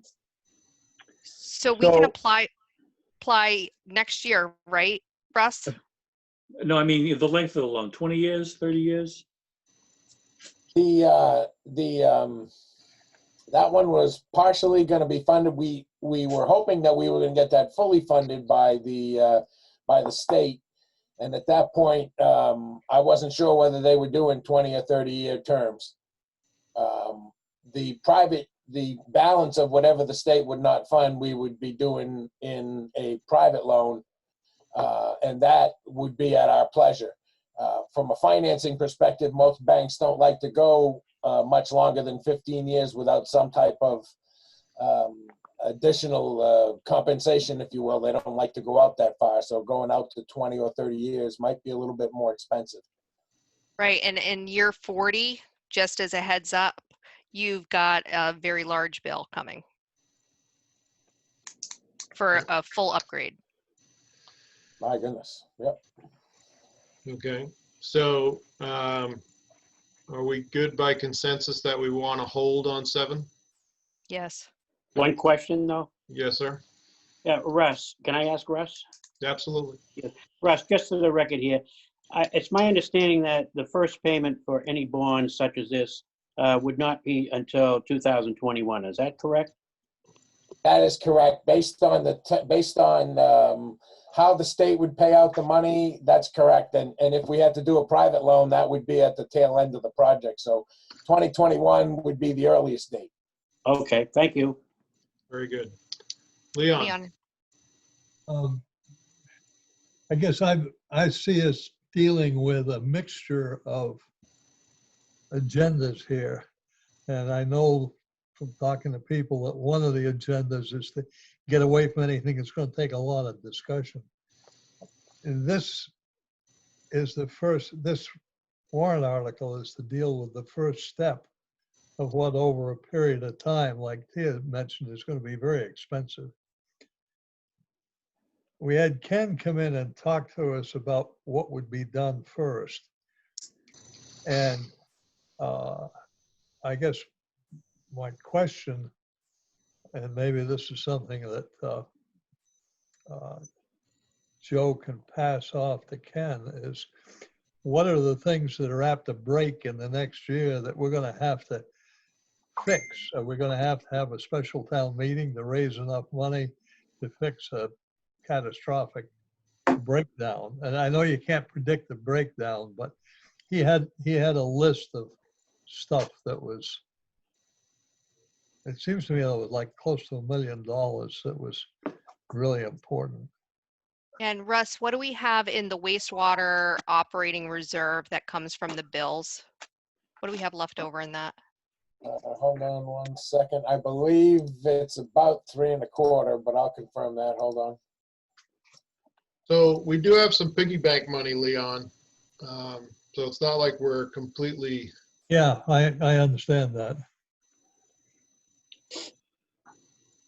I think, you know, I would side on the side of the agenda that is trying to move the meeting along as expeditiously as possible with the least amount of controversy. Well, and coming from my point of view, I'm looking at our downtown area where our businesses are. They've already been hit once, and here we are going to pass something that's also going to hit them again. I don't think that's a good move right now. And trust me, you're talking to somebody who likes to build sooner or stuff. later they're going to get hit. And I know. If we pass this, and that the hit's not going to amount to much for the first couple of years. But. Yeah, that's right. That's my understanding too. So again, we have a very unusual format for town meeting, and this is apt to be a pretty contentious issue because of the split. And my advice would be, just my personal belief is that we should table this for a year until we can return to a more typical setting where we can debate ad nauseum. Yeah. Live and in color. Okay. Live and in color, as Peter would say. I remember the last one. Okay. Yeah. So We were there. are we all in agreement to just kind of hold on this, or? Yeah. Yes. Okay. Yes. All right, next up is number 8, to see if this town will $350,000 for the installation of a new water pipe.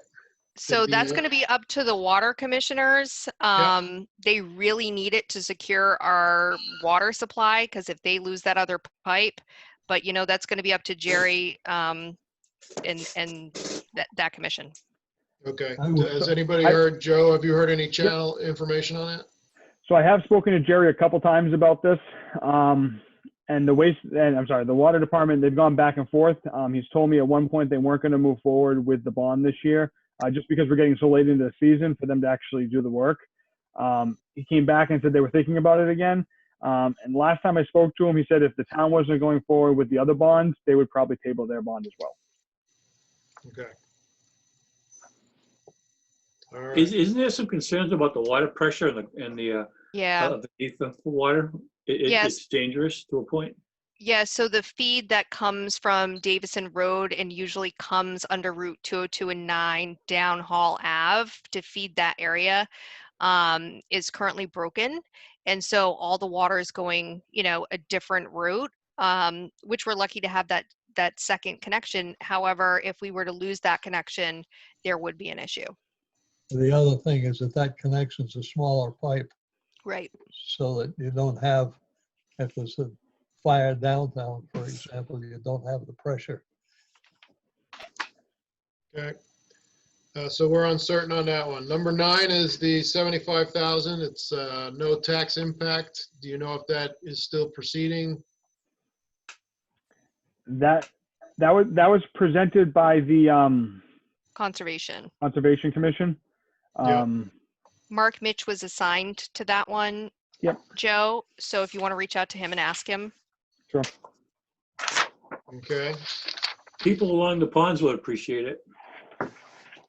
Well, if we get reimbursed for it, I don't think that's I think it's a win-win, isn't it? Yeah, it looks like it to me.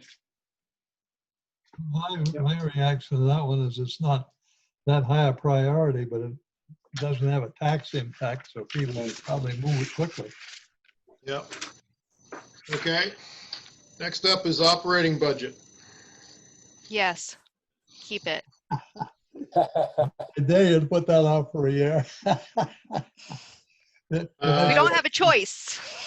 The next question is, what are we going to do if it doesn't pass? All right. So in there you have a small COLA increase. You also have your merit increases. There are some departments that have small increases, like the police department with the restructuring format. I believe the library has an increase as well. But other than that is pretty much remain flat except for additional healthcare expenditures. So I'd leave it as is. I agree. By consensus on that? Yep. Yeah, I agree. Okay. Number 11, 750,000 for roads. Yes, keep it. Comments from the board? No. Eliminate it this year. I don't think that's a good idea. We have Western Ave.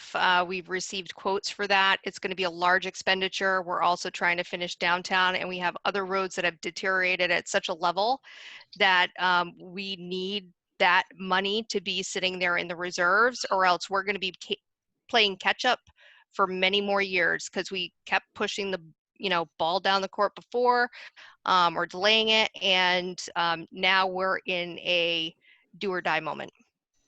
I agree with all of what you just said. May I continue, Mr. Chairman? Absolutely.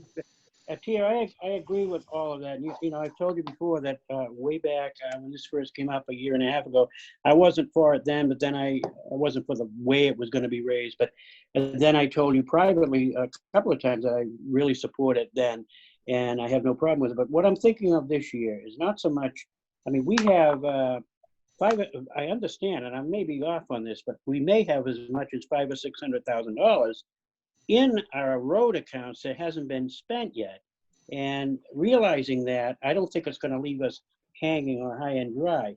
My opposition in this, my consensus vote here or whatever, is the fact that we have a $1.70 some odd cents proposed for tax rate.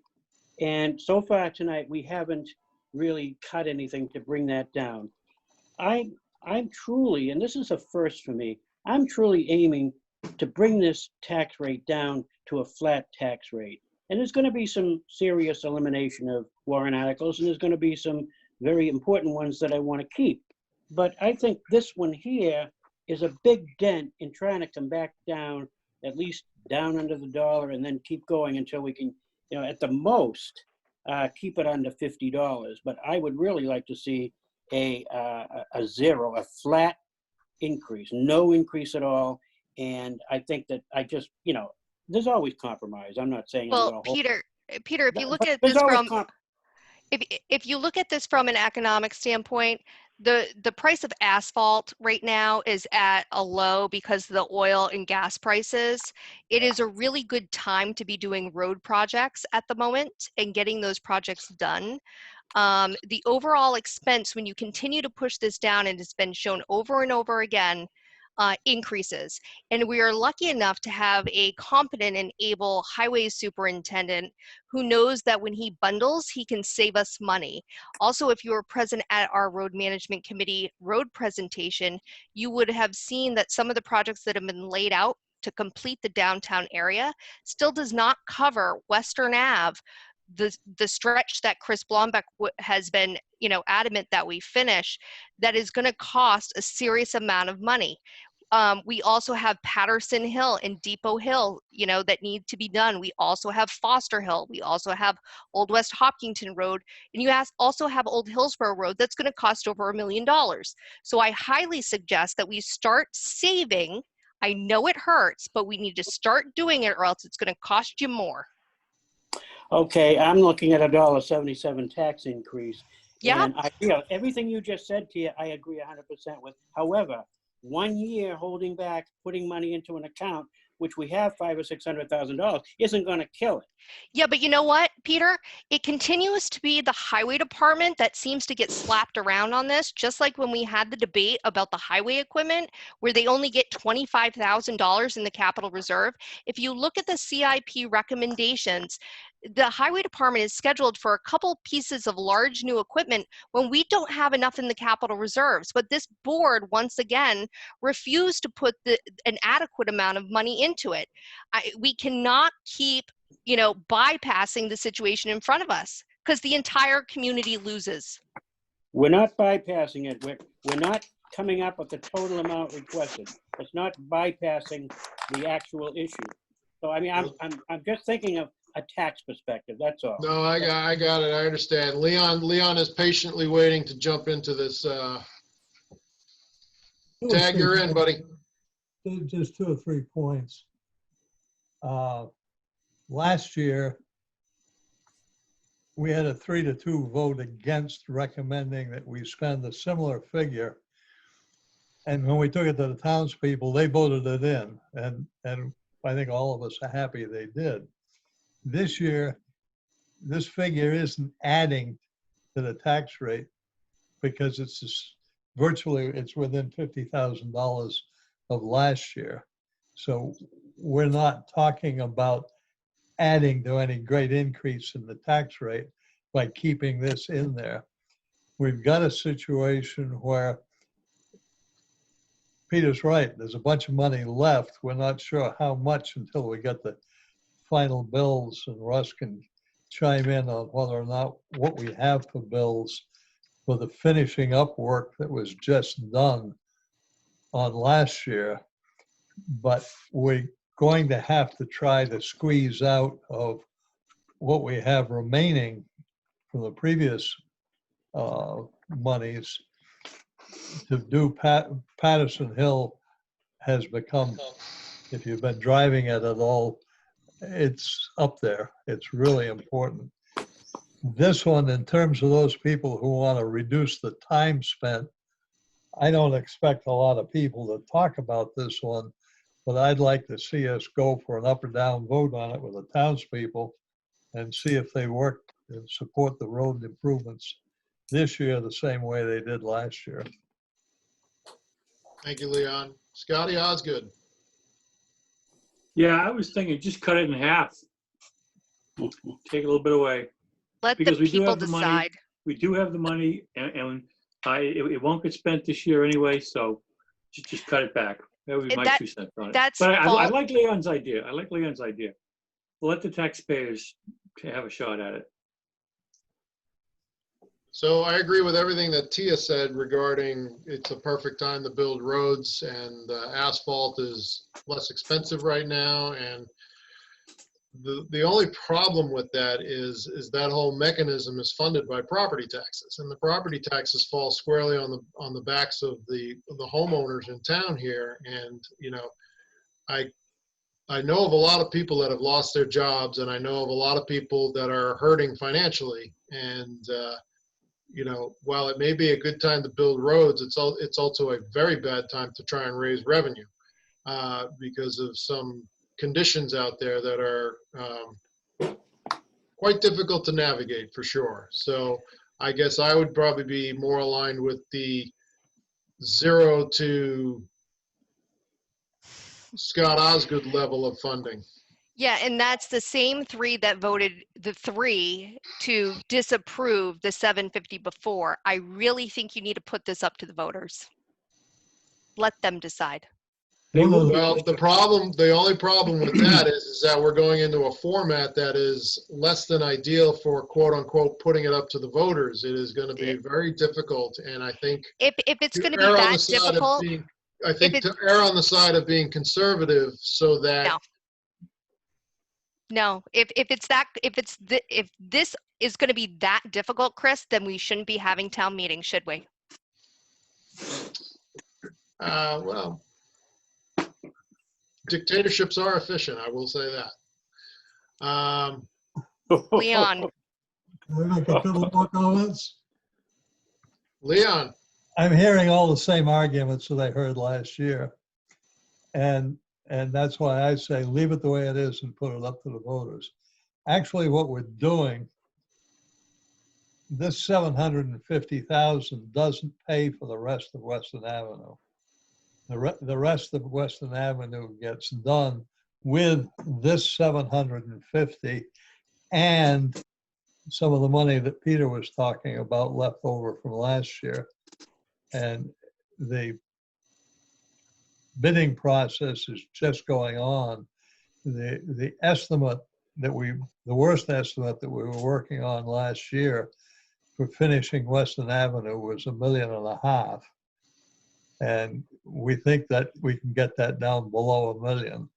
So, if you put in 300,000, okay, we'll go around and we'll patch up a couple of other roads that aren't anywhere near the priority that this one is. So I think that I would rather see us dealing with a situation where the townspeople said no to Western Avenue by turning down the whole thing than cutting it in half. Russ, can you give us a ballpark number of where we are at? I noticed that they did the final coats on Western Ave and some of the various streets from last year. Have you got all billing in and where we are currently at? Well, Joe had got a hold of Mike Vignali earlier today, and I actually do have some numbers. Talk to us. We'll take you back to 2019. We started with the 750,000. During 2019, we spent $147,000 of that, leaving $603,000 available walking into 20.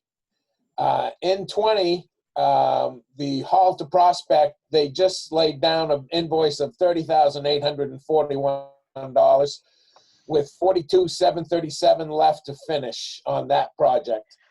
Oaks to 114, they laid down an invoice of $75,439 with $41,533 left to finish. That totals, between the two invoices that came in and what's left to finish, $190,550. So when you take the $603,000 that you walked into the year with and you subtract the $190,550, you walk in with $412,400. Yeah, and Russ, didn't you also roll in money from last year's operating budget as the capital reserve is set up?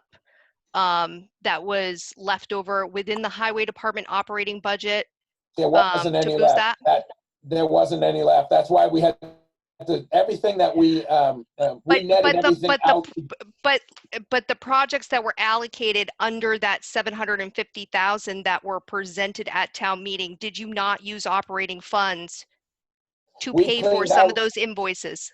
We cleaned out everything first. Correct. The highway block grant, the road construction, and that's where we got to the 147,000 that we spent in 2019.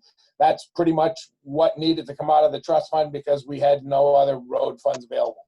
So you liquidated the highway completely, the operating budget, even Right. though we allocated the 750 for certain road projects as presented at town meeting.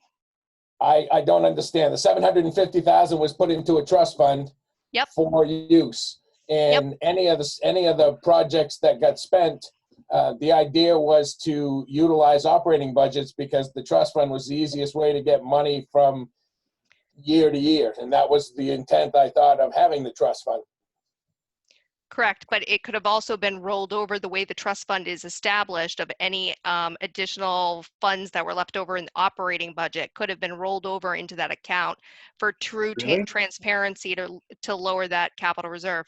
Well, actually, the amount went into unreserved fund balance, which is because there was no actual invoice received. They were just estimates. Putting it into fund balance to carry it into the next year was the most appropriate thing to do. Basically, my understanding of the figures that Russ just read is that we're at a situation where if we can get the 750, we have enough other money in the fund to finish Western Avenue, because Western Avenue is going to cost a lot more than 750,000. Well, and we also have to get to Patterson Hill. Like that is a need. Like it is a mess up there. Peter. Well, I don't know, Tia, you said something about rolling over the operating budget into the trust fund? Yeah, money? so one of the previous years, the way the capital reserve, and we had a long discussion about this when it was established, anything that was left over, the Board of Selectmen could vote to have those operating dollars rolled into that account to hold on to. Okay. That is not my understanding. I'll go back and pull the minutes. Oh, okay, I hadn't heard that before, and I thought you had to have a town meeting vote to do that, but if the selectmen have that, if they can do it, I guess that's okay.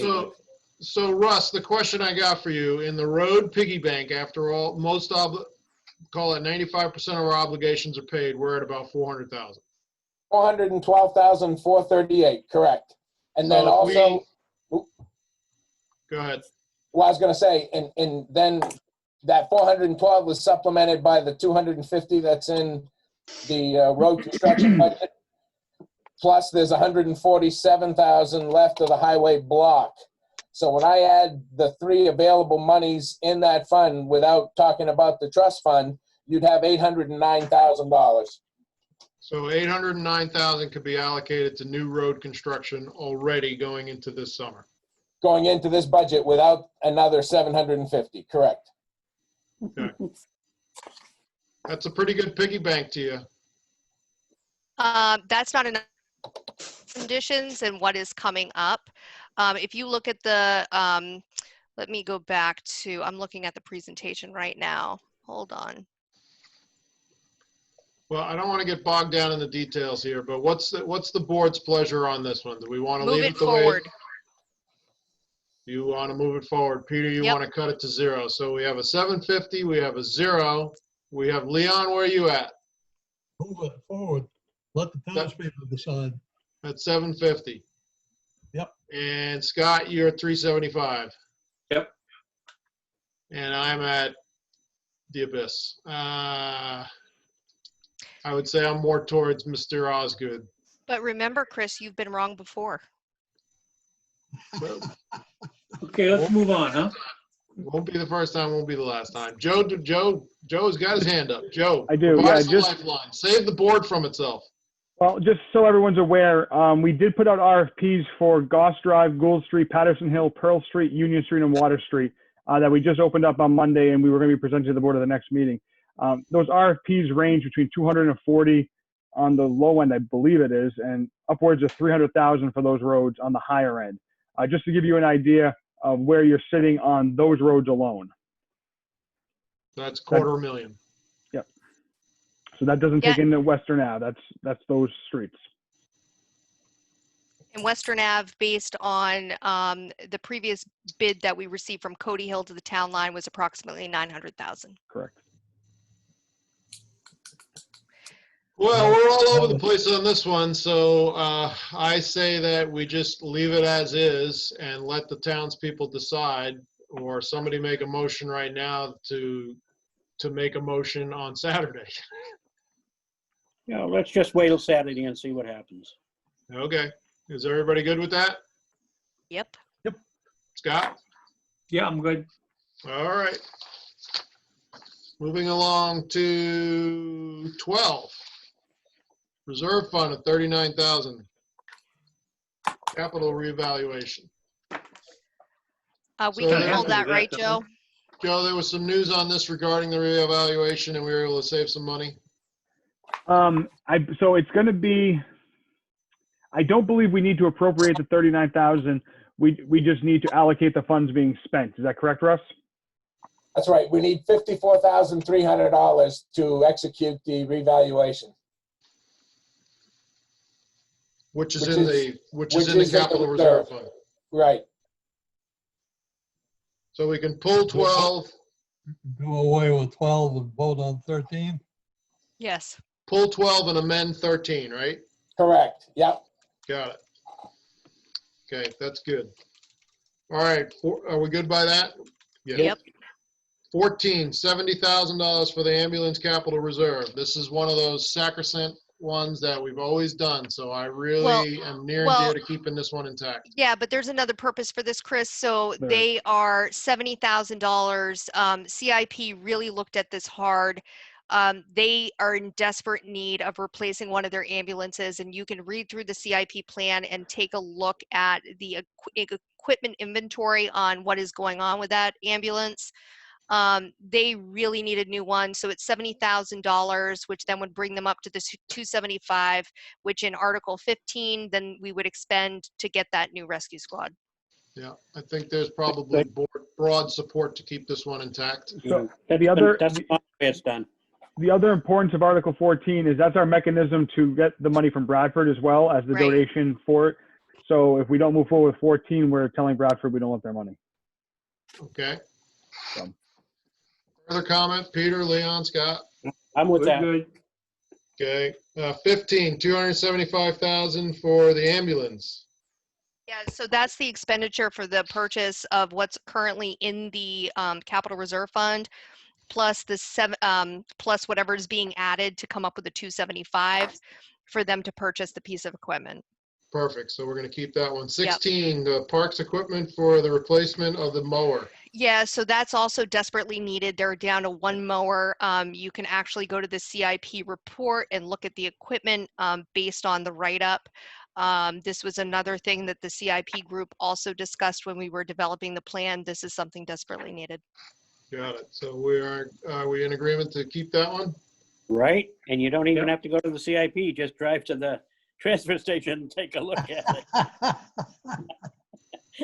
it. 17 is to expend that money out of the Parks Expendable Trust, so that is in coordination with item 16. Okay. 18 is no tax impact. We recommend that. 19 is no impact. We recommend that. 20 is the library for 229. Where are they at with that? Lynn is here, and I believe Patty is as well. I can unmute them and let them address. Sure, that'd be great. They've both been asked to unmute, so. I'll start. That's our operating budget. We don't do merit raises. That's simply COLA. That's the only increase. We'd also respectfully request that since it's an operating budget that we get moved up in this warrant because it doesn't look like many things have been cut. Okay.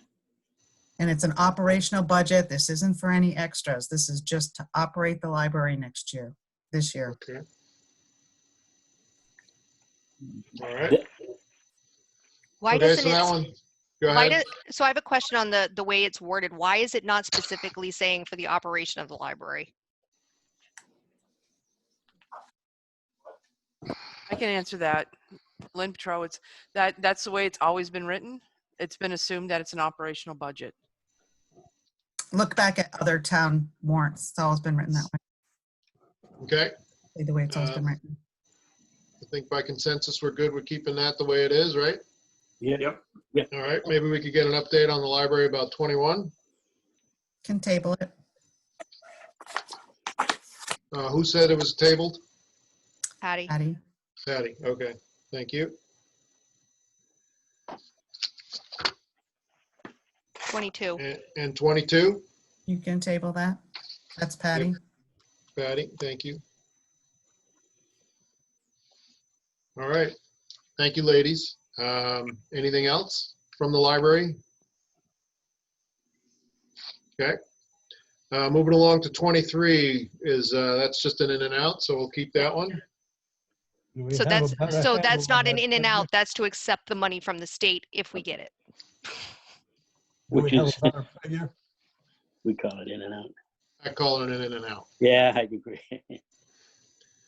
24 is 25 for the highway equipment capital reserve. I'm gonna dig my heels in a little bit on these capital reserves because they're near and dear to me. So you're gonna have an expenditure for a new, they are in desperate need of a new 10-wheeler coming up, and we do not have a lot of money in that capital reserve. As I've said before, that capital reserve is low, so you really need to push the 25 forward, if not increase it. Well, I don't think there's any appetite to increase it, but I I would know, but argue that, I'm just making the statement, Chris. yeah, I got my money on the highway crew. They can get another year out of it. No pressure. What's the board's pleasure? Keep it? I Yes. think it's a good idea to keep it because those trucks are expensive and we'll take a hit down the road if we don't. Okay, 25,000 for fire rescue. This is to do the roof job. Yep. So we committed the funds last year, and they're Yeah, probably but like to get going. didn't Joe make a comment previously that they already have that money in their operational budget? Joe? The fire chief said he could find it in his operational budget, I believe is what he had said. The original plan, we have already put this out to bid. I believe the bids came back in the middle 40s for a number to give you an idea. You guys did appropriate the 25,000 last year for the fund. So I think it's a good idea. What It would be saves the money net? with fixing the So if he can find it in his operating budget, can we make a motion tonight to allow them to start doing the roofing since the 25 was allocated last year, and remove this amendment or this warrant? We can't change the warrant, Chris. We've got to put it to the floor. I know, but Saturday. okay. Procedurally. Joe, can you circle back to the fire chief and try to come up with the 25? Well, he doesn't need 25. He only needs like Or whatever it is, but regardless.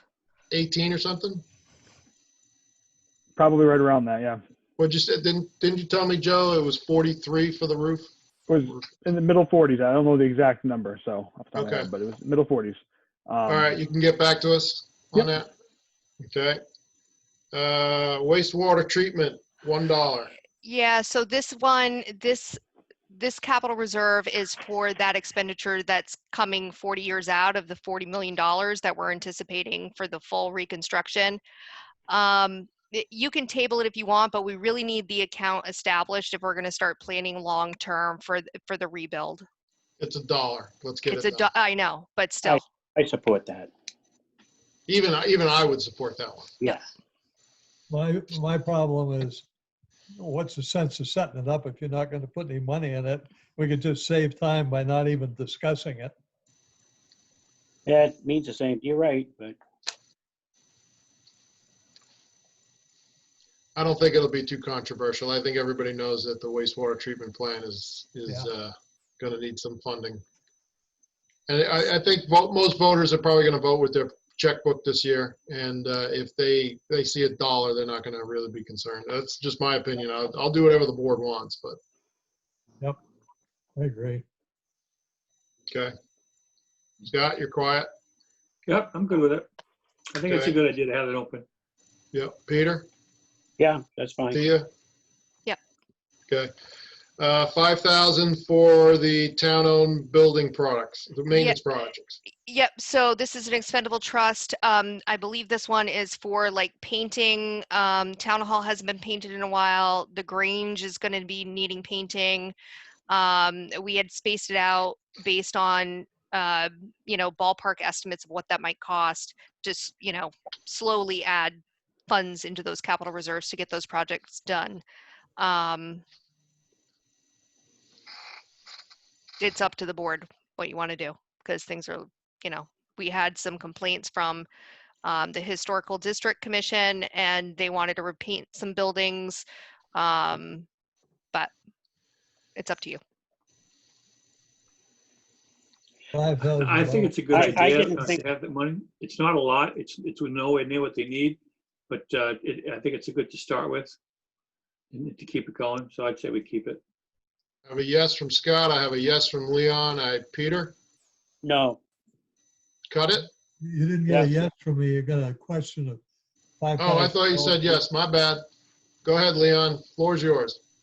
$5,000 isn't going to do very much. Right. Yep. So we add it every year. This is Can a I new have- fund though, right? I have a question. Is that This a is yes or a not- no, Leon?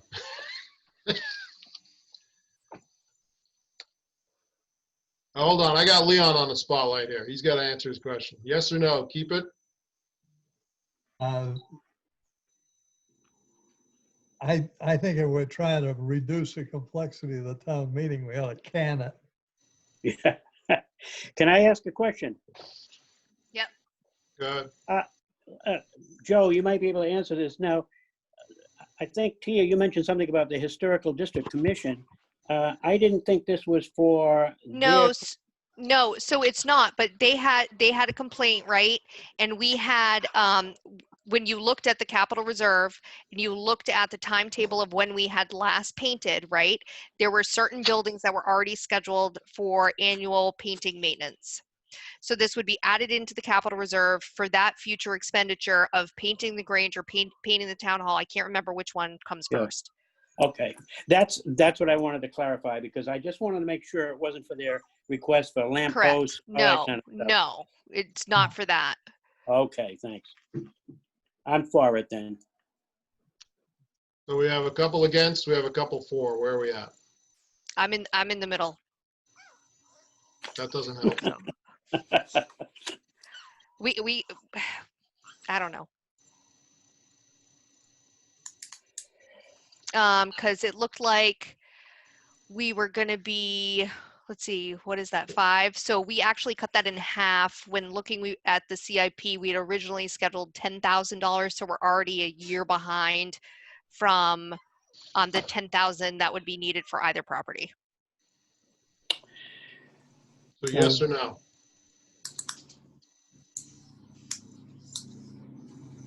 No middle ground here, huh? Yes or no? So where are we? Peter's a 5,000. yes. Leon Well, is a what? I'm not sure. I could change my. I know, position. that's what I'm thinking. Yeah, I'm gonna vote no. It's only, even though it's a small amount, all these $5,000 and $10,000 add up. Yeah, right. So how about we reduce it to 1,000 so we keep the thing intact and it just limps along for a year? Just cut it. I want to know what the implications of that are. If we cut it to 0, do we lose the ability to keep it intact? Oh, hold on. No. Let me read it. Joe, do you have any input on that? We already have the account set up, so we're Right. always gonna have Yeah, but something else to keep in mind too is if you do decide to table things, and for some reason come, let's say August or September, if we recess the meeting and don't actually close it, you can always bring these items back up if we wanted to have another town meeting. So that's just something to keep in mind if you decide, I'm reading some of the comments about trying to reduce the time in town meeting and that's going on in the group chat right now. And so that is an option. If we do just table things and the meeting is recessed, it can be brought back up at another time. And If who's the to say meeting that? is- And who's to say somebody won't make a motion to table the entire thing? Yep. Right after the operating budgets.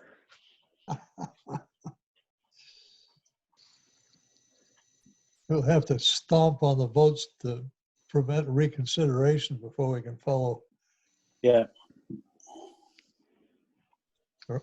Joe's. But what are we So- doing with the 5,000? What'd you say, Peter? What are we doing with the 5,000? We're spending more time on this than the roads. I know. I'd like to cut it to $1 or eliminate it. No, actually, I don't want to eliminate it. I just as soon cut it to $1. If we could show them that if we dial so that would 27, li- 28, 29, and 30 down to $1, So that would leave us with $2 in that account.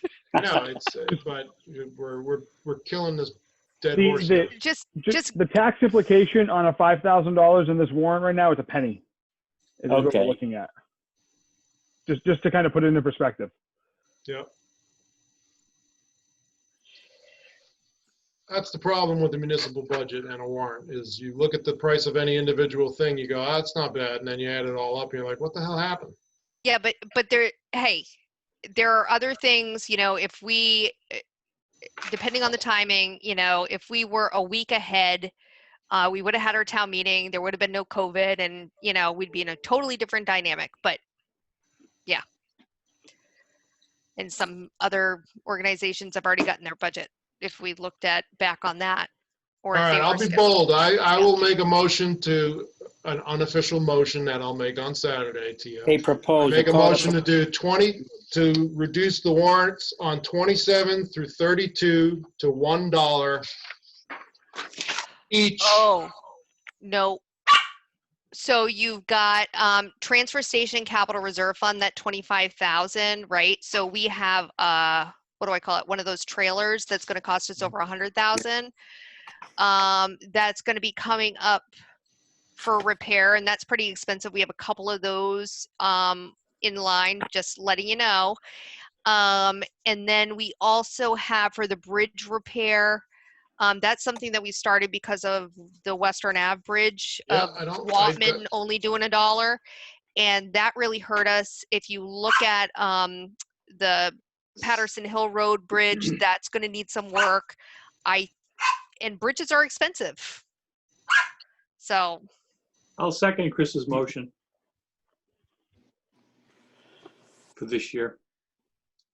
Instead of nitpicking every one of them, let's just cut them all down to $0 or $1. $1. I want to keep them intact at $1. Yep. And then we start again at number 33. Including the police building. Yeah, everything, just everything. Top it all now. Yep. Then and what warrant articles were those? 27 to 32. Reduce How about them we all to extend $1. it to 33? No, fire department's got too many millions of dollars worth of equipment. So does the highway department. We're funding the highway department. At 25. Correct. It's not $1. Yeah, they're getting more than what we're just proposing now. So I have a motion. With $1.25 million budget, I must add. Yeah. So we have an unofficial motion, Tia, just to satisfy you on that. We have an unofficial second from Scott to reduce 27 through 32 to $1 each. I'll take an unofficial motion or a roll call on that. Chris Blombeck, yes. Tia. No. Peter. Yes. Leon. No. Scott. Yes. The unofficial motion carries 3-2. And when we get into town meeting, it's still going to be on the docket. I know, I understand that, but So this exercise is kind of pointless, Chris, and you also just cut out the technology, which, you've been screaming up and down for 6 years that we need to get into the 21st century along with myself, and you just cut it out. I wasn't counting on a worldwide pandemic to come and interject itself. Yeah, and guess what? We need technology to get through it, don't we? Let's move on. I am trying to expedite town meeting as best as possible and get the minimal amount of funding that we need to operate the town for another year.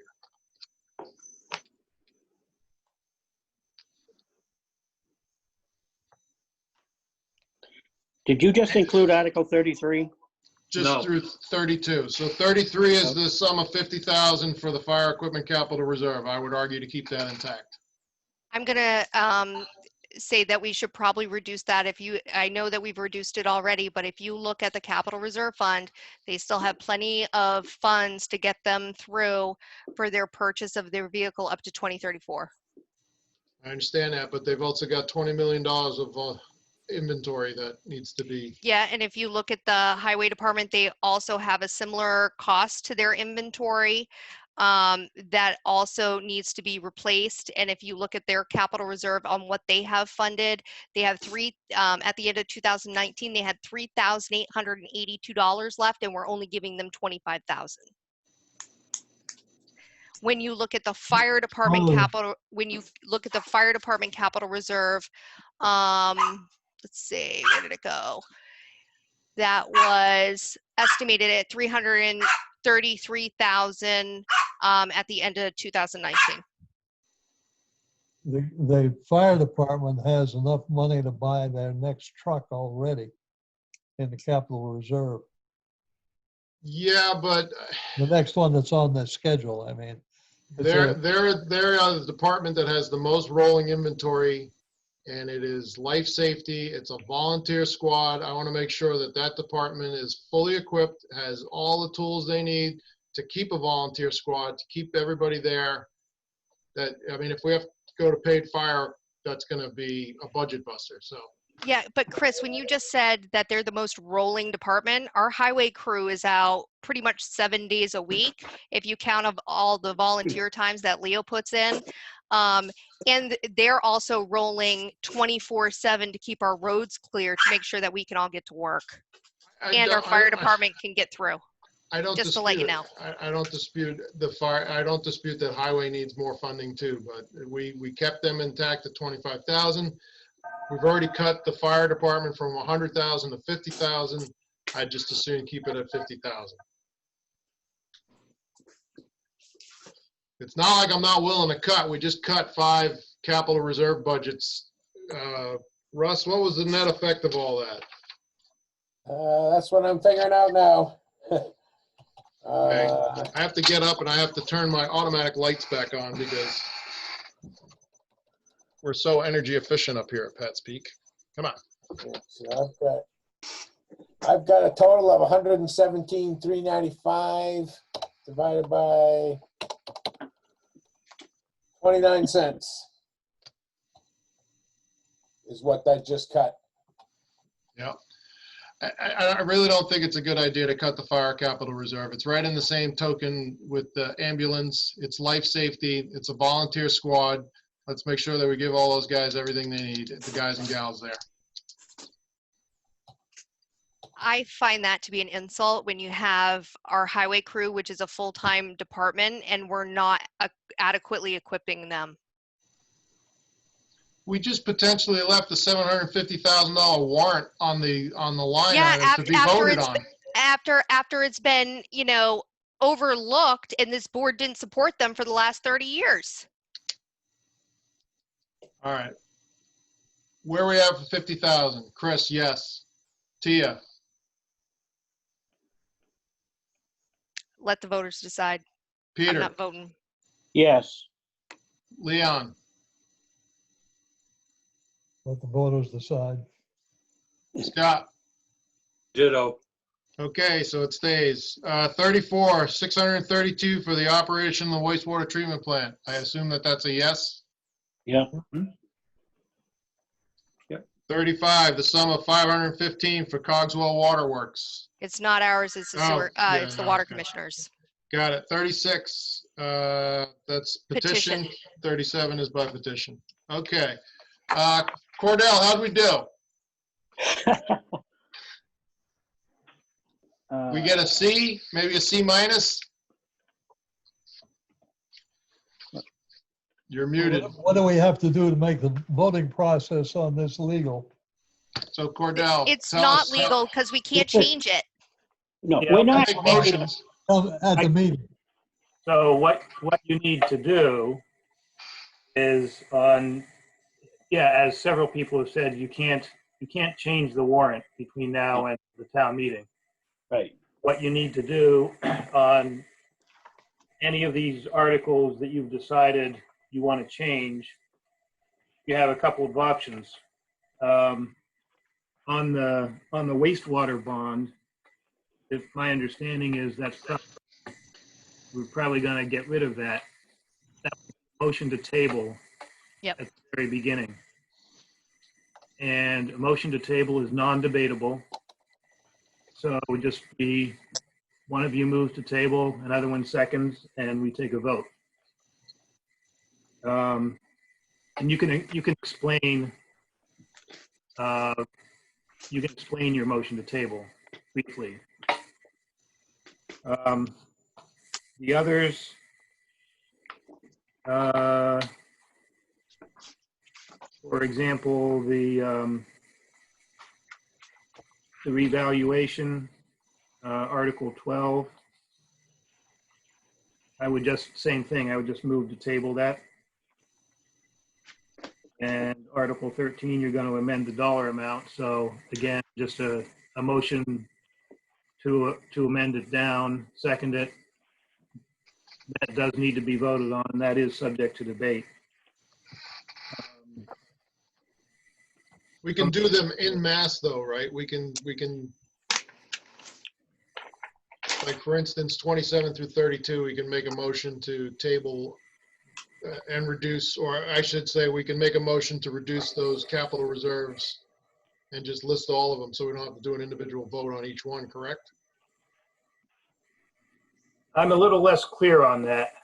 I believe you have to go one by one, Cordell. I think so. I think so. You're right. If you're gonna, I think you would need to go one by one unless you're going to table them all. In which case, someone could make a motion to table Articles 27 to 32, whatever. That would be my preference, because then if we end up later on with more money than we thought we were going to have, we can revisit the.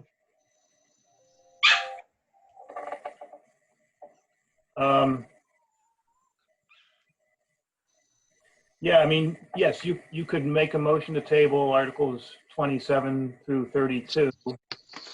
The problem is if people have very strong opinions about one of those articles, they may vote down that motion. Yeah. And it won't take them one by one then. It won't take that long, I don't think, for each individual vote. Yeah. Okay. So I guess I'd be inclined not to do any mass tabling. Okay. Very good. I think I missed what you said about Articles 18 and 19. They're going forward with those. Okay. The other thing I suggest is you might want to move the articles around to deal with the operating budgets first.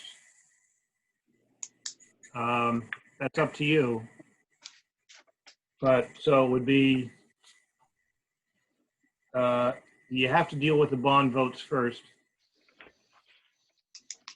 And then you want to do the town's operating budget. You could consider moving, then moving the library operating budget, the wastewater and the water operating budgets up. That would be good. And that would just be simply a motion to take article, whatever it is, move article, move the library budget up to the next item when you get to that point.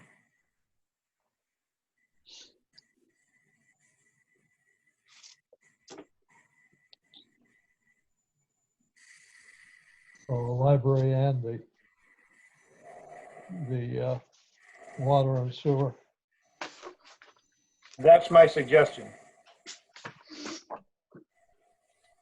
Okay. Joe, you're writing all this down so I can circle back with you? I am writing this all down, yes. Okay, good. And I don't know whether this is possible since I realize there's some disagreement, but it would be helpful if I could know in advance who's going to make and second each motion. So we have a list that we were pre-assigned before this all happened, which I'll circulate out to the board so everybody can be reminded which articles that they were assigned to. Thank you. Okay. Mr. Chairman, Yes, sir. if we can circle back, I noticed Mark Mitch came in. He may be able to address that bond vote for the 75,000. And Mr. Mitch. I believe Chief Morse is also in attendance. So. Okay, Mr. Mitch first. Do you want to unmute him? I just did, yep. Hi, Mark. Welcome. Hi there. Good evening. So we had a question if warrant article number 9 was still going to be advancing. So it is. I've been talking with DES this week, and I was talking with the outside consultant, and so everything is planning to move forward. I do know what DES has said that if the town doesn't approve accepting the loan this year, it could be done the next year. Because the project itself wouldn't start until next year anyway. Okay, great. Thank you. All right. Does that finish up the warrant then? Did you want to speak to Chief Morse about the roof? Oh, sure. You want to unmute him? Sure.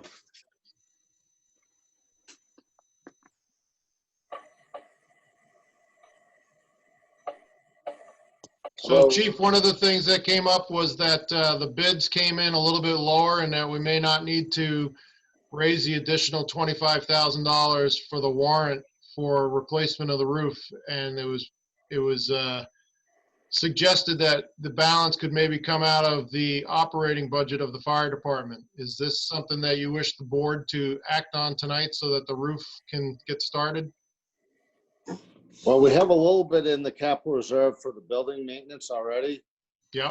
So we could grab the majority of that and pay for it with the 25,000 that you put in last year. It would drain that capital reserve, but if you want to grab it from there, I'm fine with all the things that are going on. Just hope you remember us down the road. We will always remember you guys. We love you guys. Yeah, I know. Okay.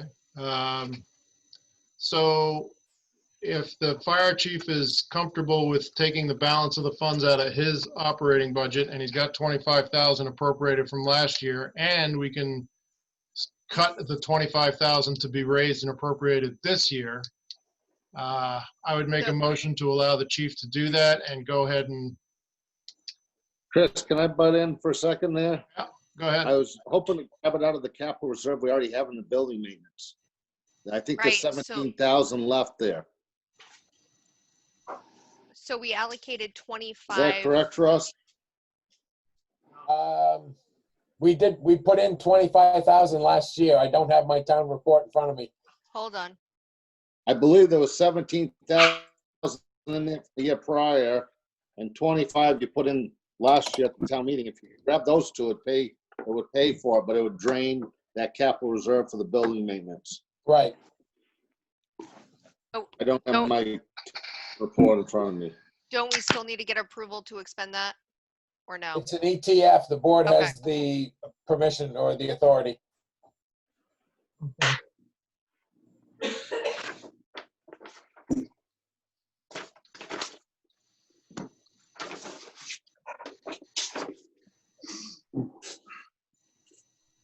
So Russ, you looking that up?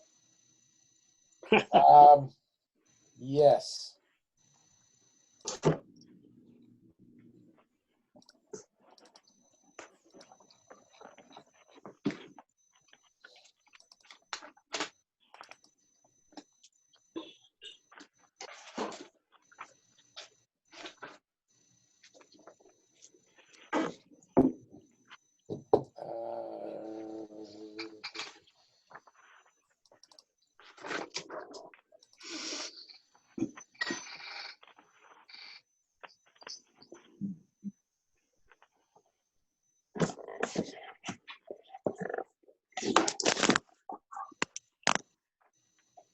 That is correct. That there is actually $47,479 in that fund as of 12/31/19.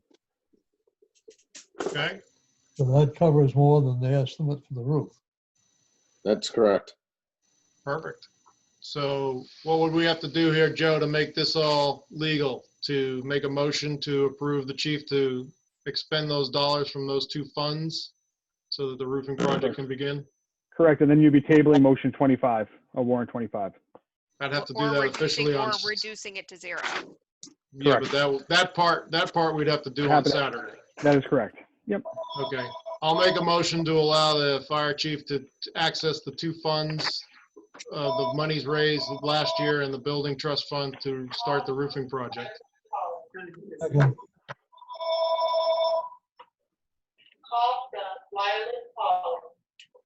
Is there a second to that motion? I do a second. Seconded by Leon. Further discussion on the motion. Roll call vote. Chris Blomberg, yes. Tia Hooper. Yes. Peter. Yes. Leon. Yes. Scott. Yes. Okay, good. All right. Got something done there. Nice. A couple of questions, Chris, came up on the chat regarding Sure, go for it. who will present the library operating budget. So we have Patty and Lynn listed as the presenters of the operating budget Okay, so they will present the articles. for the library, correct? Yep, good. Thank you. Okay. So we have guidance from Cordell on how to proceed on Saturday. Joe took ferocious notes on the legalities or the path that we need to do on Saturday, and we've addressed every issue on the warrant article. Are there any other discussions before we move this along? It's getting late in the night. How about a tax impact review? Russ, can you notify the board of our potential? Right. Well, after I have had an opportunity to revisit some of our revenue, so I have adjusted those to a little bit more closer to what we're seeing in our actual collections. But if everything were to fly as projected, including the $750,000 and $250,000 being applied for fund balance as was originally done, I am at a tax rate increase of $1.55. What's just for the sake of the audience, what's the 750 worth? Hold on a second. The 750 is worth $1.87. No, that's wrong. Yeah, that's incorrect. And you also have to remember all of the COLAs, the modifications with the police department, et cetera. There's other increases, including salaries that increase that bottom line, including health care insurance. So it's kind of wrong just to say the 750,000. Well, no, I'm just for the sake of the audience and stuff like that. If you took $750,000 and divided it by the billable valuation of $401 and $401,243, you would get $1.87. That math ain't working. No, something's wrong with that, Russ. Something's wrong with that. You were at $1.55 with the 750 in there. But you got to remember, right now, our tax rate here that he's projecting includes $250,000 of fund balance that we're using to bring the tax rate down as well. Exactly. So right now, I am looking at, hold on.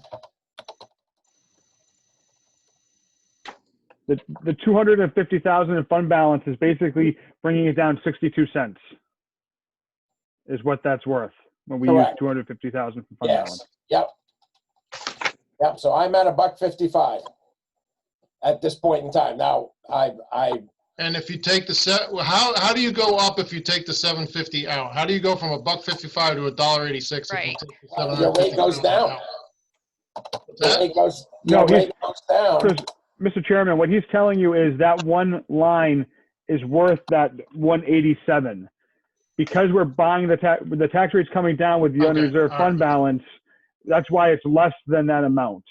Right. Okay. So my question should have been, if you're at $1.55 right now and you keep all the other edits the same and you take the $750,000 out, your rate will go down 32 cents or 31 cents. Got to be more than that. No, That's- it'd be, Chris, I'll send you my spreadsheet with the formulas in it, and then you can play with the numbers. Let's move it along. it would decrease the tax rate totally. So you'd be going from 10 or 1205 to what, Russ? 996. Yeah. A reduction of, no, your 2019 rate was 1027. You'd be dropping it down to 996. Okay, Joe, all right, I'll reach out to, Yeah, let's connect later. we'll reach out separate. We got to keep this thing moving along.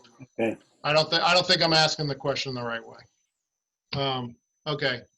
Chris, there's a couple of questions on how the library can Move talk their about stuff their, up. yeah, So on the chat room. so when we move or when we open the meeting at the start of the meeting, right after Article 10, which is the town operating budget, there needs to be a motion to move up whatever article number to, to that point. Everybody has to vote to accept it, and then those items will be moved to the front. Cordell, did I get that right? He muted himself again. Yeah, that's unmuted. I think you're right, dear.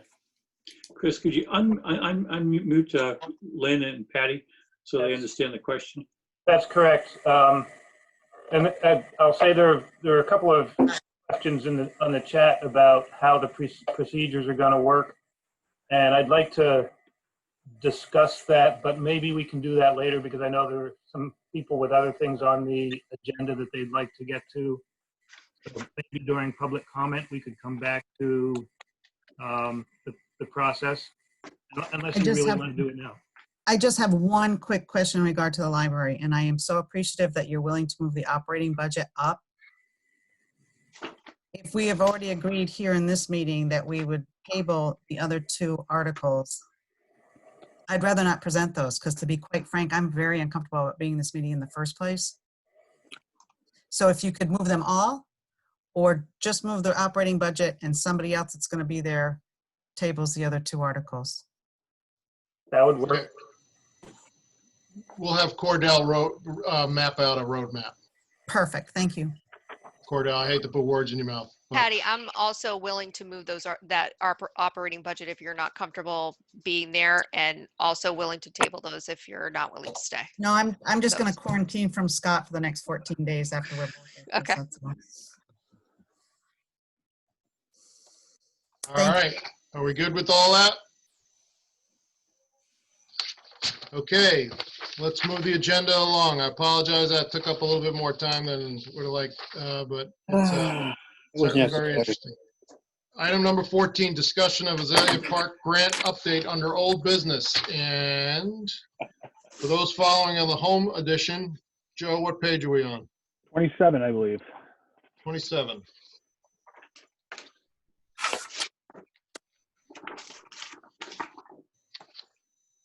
And who's going to be speaking to this? Scott Osgood, but Scotty I have Osgood. no news. I have no news. No news. Yeah. Okay, very good. Item number 15, concert committee update. Who will be speaking to this? So I put this on the agenda from an email from Leon, who had some questions about the concert committee moving forward. So I know Ruth is here. I'm going to unmute her. And Ruth, if there's other people that need to be unmuted, please let me know.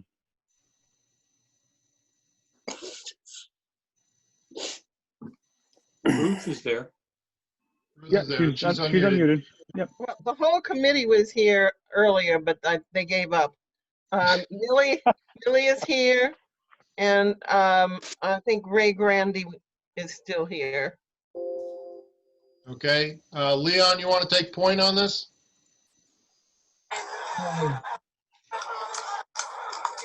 I had a number of observations that I shared with some people. I think the situation we face, in order to make the concert format work, is just too complex. I don't see it being possible to do anything like the quality of concerts we've had in the past. And I think that right along with some of the symphonies and the other things that have been canceled because of the pandemic. I think we ought to cancel this season and look forward to a better one next year. So they came up with a pretty comprehensive plan, if I recall, to that bands were going to be on basically standby status. And if the conditions warranted allowing the bands to proceed in a safe manner, that they were going to try and execute. What is your general concern, Leon, that there's not enough physical space down there, or? By the time you get done, well, first of all, I think you need more people on the committee if you're even going to control the kind of thing that they described. I think you're in a situation where one of my personal biases is I hate that damn orange construction fencing, and I don't think it does a thing for improving the looks of the area. The business of controlling people coming and going, the business of distancing, the business of having to have essentially two concert committee people up dealing with sanitation at the toilet and the porta potty. I think it just leads to a situation that, to me, doesn't make any sense. I think that we'd be a lot better off, like I said, look for putting it on, first of all, pray that the panic over the pandemic goes away over this summer. We don't even know at this point what the governor is going to do and when we'd be able to even start doing any of that stuff, because right now we can't have the concerts because of the 10-person rule. So we're going to have a half a season by the time we even start. And who's going to take down the fence so the lawn can be mowed? And we're going to lay that on to the transfer station people? No, that fence can go to the Azalea Park Committee, Leon. I'm just joking.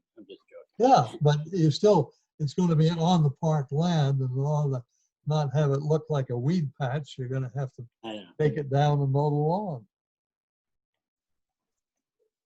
Well, Pat's Peak was going to donate the fence and erect it and take it down, so. We have other colors. If you don't like orange, we can put some other colors up there. Ruth, do you want to address any of Leon's concerns? I think they're appropriate concerns, and we're having the same discussion in the committee at this point. There are committee members who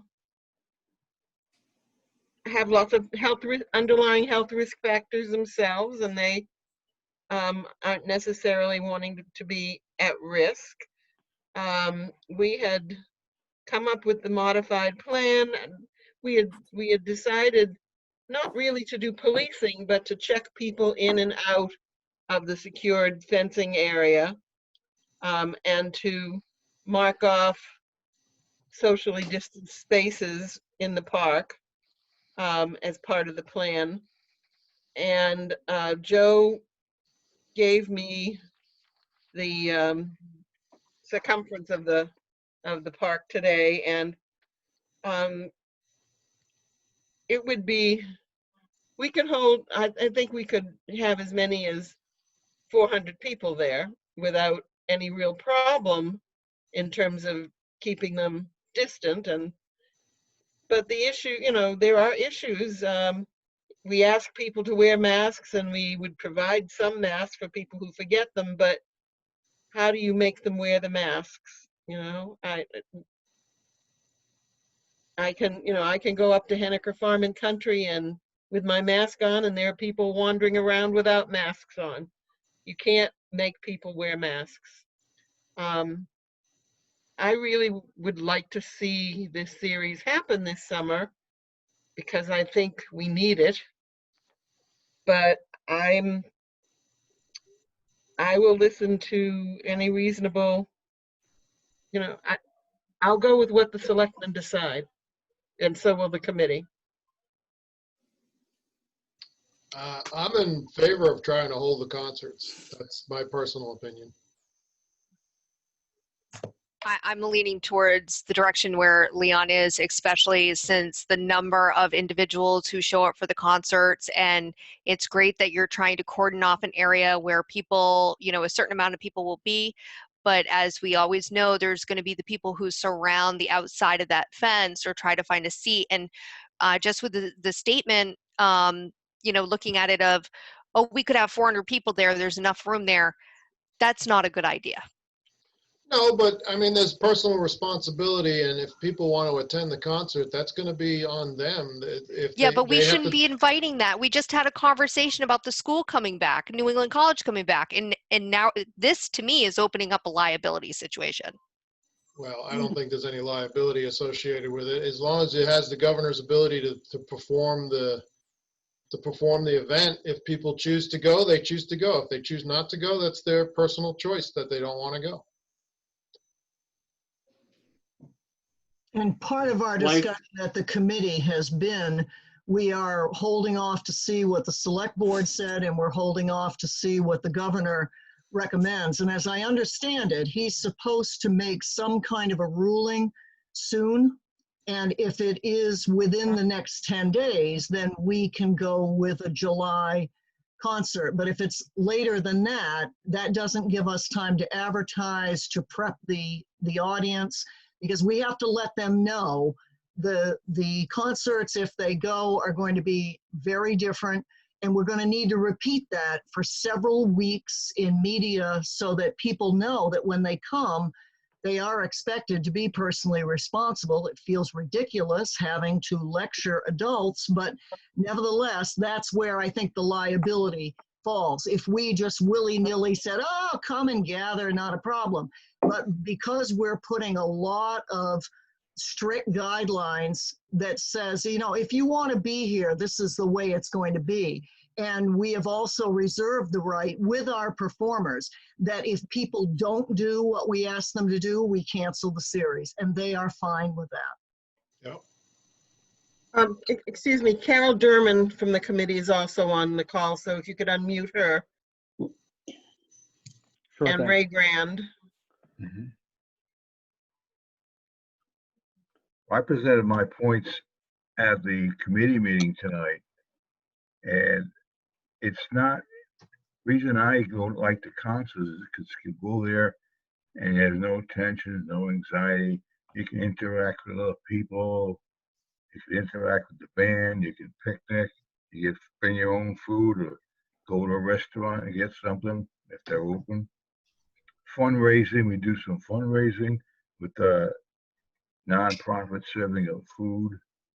Dancing, I don't think there could be any dancing.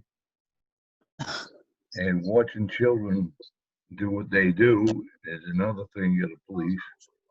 And they're free to come and go, people. And it's just enjoy live music. And another thing we had was concerts, rain or shine. And just playing if it's rain, they cancel. No, you can do that. We don't go inside the building. We can't go inside the building if it's raining, which we can do now. Okay. So, Mr. Grand, I couldn't recall, are you in favor of holding the concerts or not holding the concerts? No, I think the concert should be canceled because there's too many variables.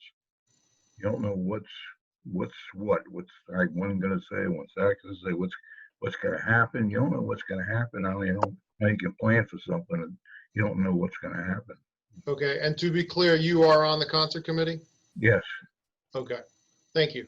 And Chris, I'd like to address the question that Caleb Dobbins posted on the chat. He said, move the concerts to the community school field and put the band by the swings. That is a consideration that the concert committee did address. We visited out there last Saturday and determined that that would be not a good idea. We have so many people in wheelchairs and that are infirm that come to it.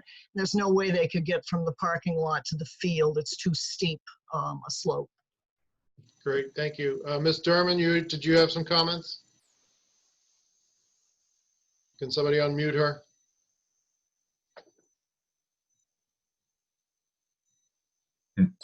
Sorry. I feel that we should wait a couple more weeks to see what the governor decides. I think by the middle of June, he's making some other decisions about groups. And I think we do have a good plan as long as people are responsible. So I would like to go forward with it at this time. We do have enough time to make a complete decision, but I think because we still don't know what the governor has in mind. Okay, thank you very much.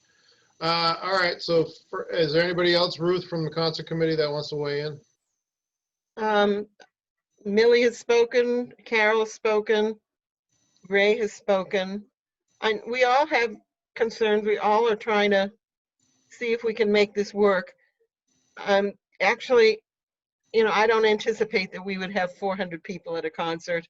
It's just that there is more than adequate space there.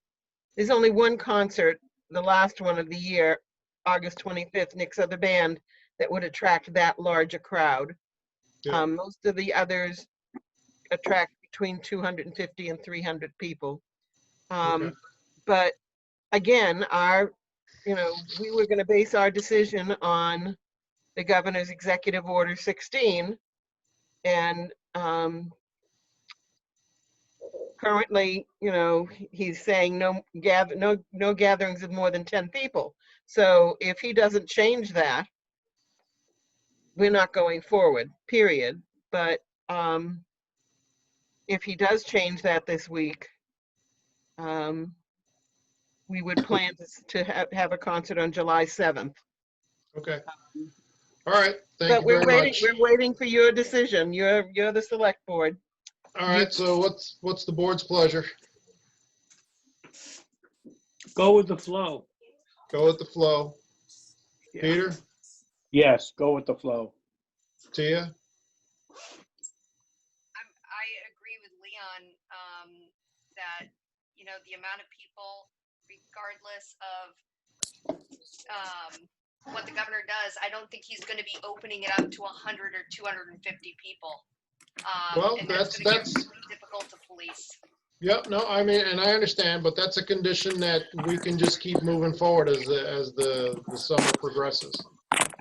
So if obviously they can't have 200 people in there if the governor's only allowing 100. So I think it opens up some conditions liability wise, and here we are talking about those who are disabled or and knowing the population who who enjoy those concerts. I think those are the people at risk. Like, you really have to think about the situation. I understand everybody has a personal responsibility, but we're inviting it to happen. yeah, well, so okay, well, I'll make a motion to allow the concerts to proceed based on CDC guidelines as well as the governor's orders. Is there a second to that motion? I'll second it, but also with the decisions of the music committee itself. Yeah. Oh, yeah, absolutely. That goes without saying. Yep. Okay. We have a motion by Chris, seconded by Scott. Further discussion on the motion. Roll call vote. Chris Blombeck, yes. Tia Hooper. No. Peter Flynn, yes. Leon Parker. No. Scott Osgood. Yes. Motion carries 3-2. So just keep us in the loop and let us know how it goes, and stay tuned for the governor's updates. We will do that. We're meeting again next Tuesday to discuss your decisions and to hopefully have some update on Executive Order 16. Okay. Very good. Thank you very much. Appreciate all your input. Thanks. Okay, moving along to item number 16, acceptance of Board of Selectmen public hearing minutes, May 19, 2020.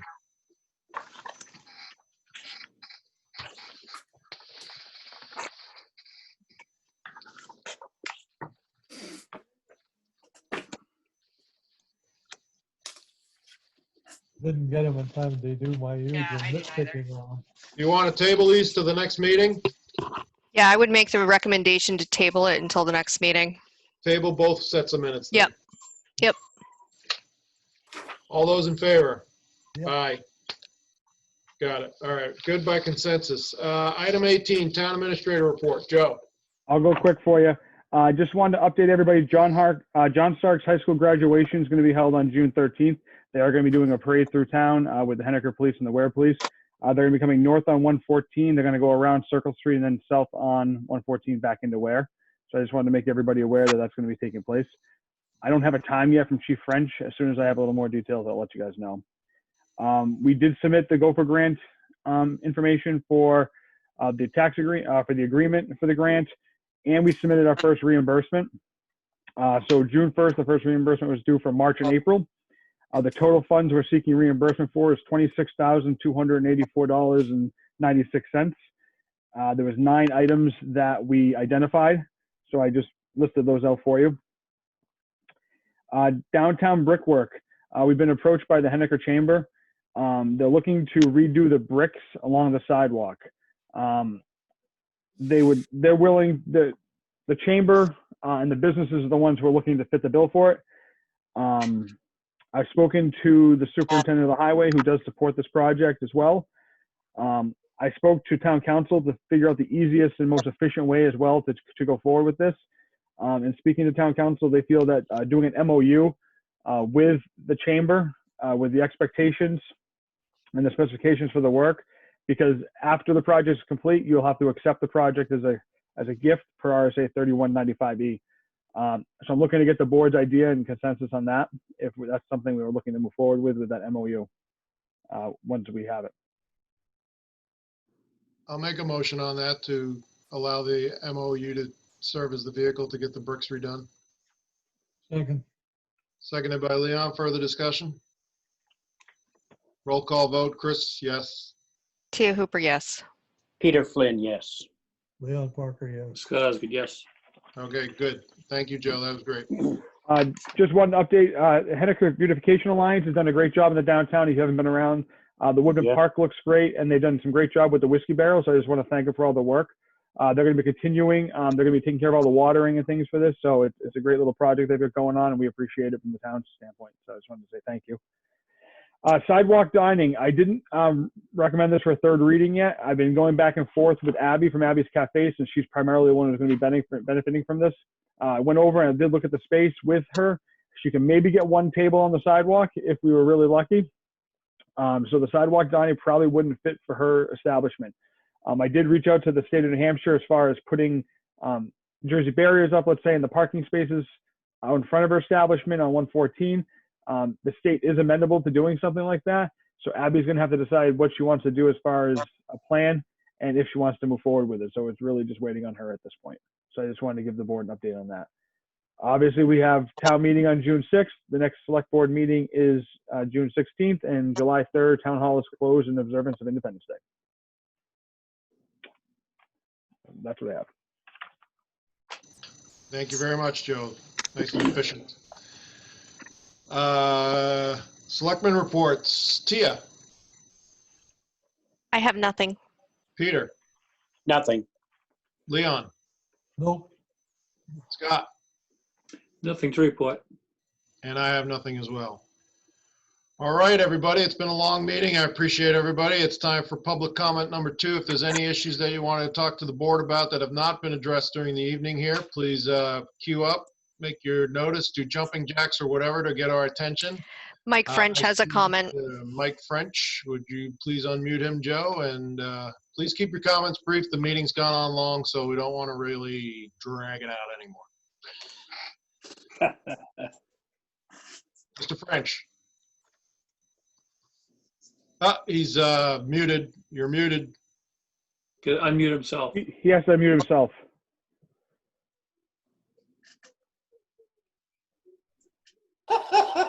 There we go. Technically challenged at the moment. Sorry about that.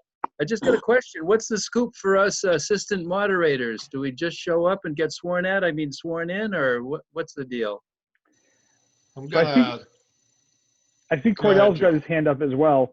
I'm assuming that we're going to be swearing you in prior to town meeting. I have to work with the town clerk to make that happen.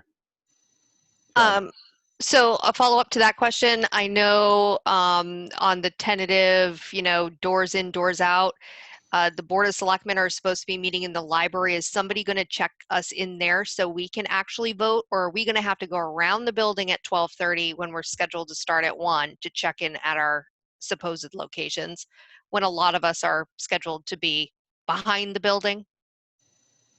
So Cordell is unmuted right now. Okay.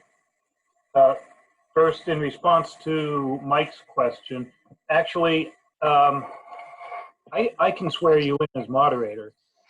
I don't think you need to go and have Kim do it.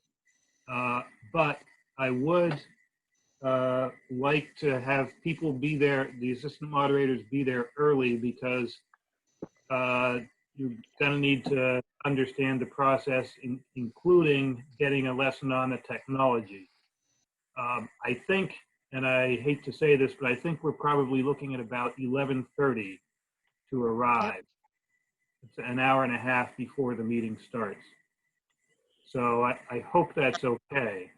I had my hand up initially to put in a plug for more people to volunteer as assistant moderators. I'm not sure how many we have. I know there's several people whose names I see here who have volunteered. I've received 3 requests so far to do it. Okay.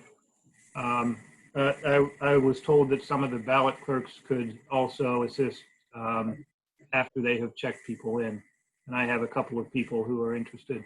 But if we could keep trying to recruit people, that would be good. And then in response to Tia's question,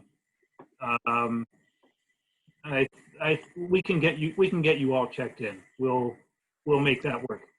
And can the board get in at 11 or 11:30 as well to make, because that's usually when Chris and I are usually some of the first ones in there along with Russ.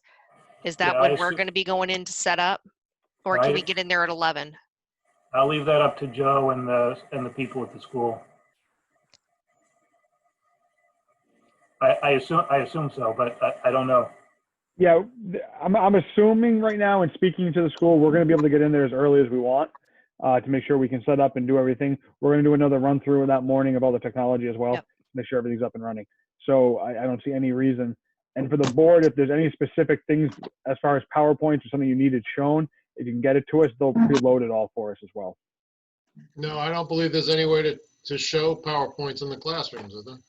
Yeah, there should be a feature to do that. Yeah, so we're going to be able, we're going to be able to do that through the smart board. So if there are specific things, we're going to preload all the warrants so you can read them as well. So Cordell, while he's reading them, it can be on the screen. So we'll have stuff like that already ready to go. All right, for the sake of expediency, I wasn't going to have any comments for the opening of the meeting, other than a quick 30-second, let's go.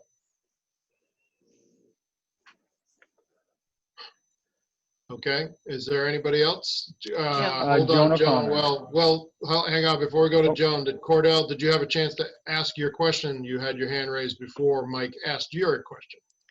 Yeah, my comment was to just, again, to put in a plug for people who are interested in helping out as assistant moderators. Got it. Oh, right. And one quick question. Jim just asked the question about department heads, and I did receive another question from another department head. Are we going to have a special room for them to go and be located to make sure that they're separated? Like, I know Matt French isn't a Henniker resident, but he's going to have to be there to present potentially or answer questions. So are we going to have the department heads all in one room? That wasn't the plan. And I don't know that they need to be all in the same room. When they check in, and of course, if they're not a resident, they won't be on the checklist, but they will still be directed to a particular room based on what's available at the time. I mean, if you think that there's a reason that they should all be in the same room. Well, I'm just thinking, here they are taking certain precautions on a day-to-day base. There are, department heads are leading their departments. They're the front line of our community. And, we just had a lot of people work from home. It might be a good idea if they were in a separate room. Okay. I mean,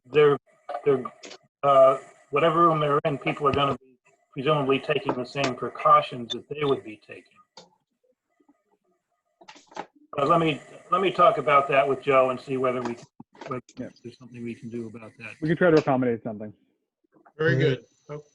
Okay. Leon, did you have a comment or are you good? The issue with the department heads is we have to be able to call on them to answer questions when necessary. So we need to know where they are, or they need to be in a situation in the rooms where they can communicate with everybody. And they will be. I think it would be helpful. I don't know whether you've all seen the meeting procedures that I sent to Joe, but I think it would be useful if everyone could see that, because basically anyone who's there is going to be able to speak and be heard by everyone else who's there, regardless of what room they're in. Yeah, you think. Well, you never know what might happen. Well, that's true, assuming the technology works. All right, very good. Thank you, Caleb had Cordell. his hand up. What's that? Caleb had his hand up. I think Joan was first. Joan, then Caleb. Joan, go ahead. I submitted that volunteer form online and I didn't hear anything back, so I'm not sure if you received it or not, but I'm available to volunteer if you want me. Did you get anything from me, Joe? Yes, we got it. You got it. Okay. Yep. Thank you, Joan, for volunteering. We appreciate that. Caleb, you're up.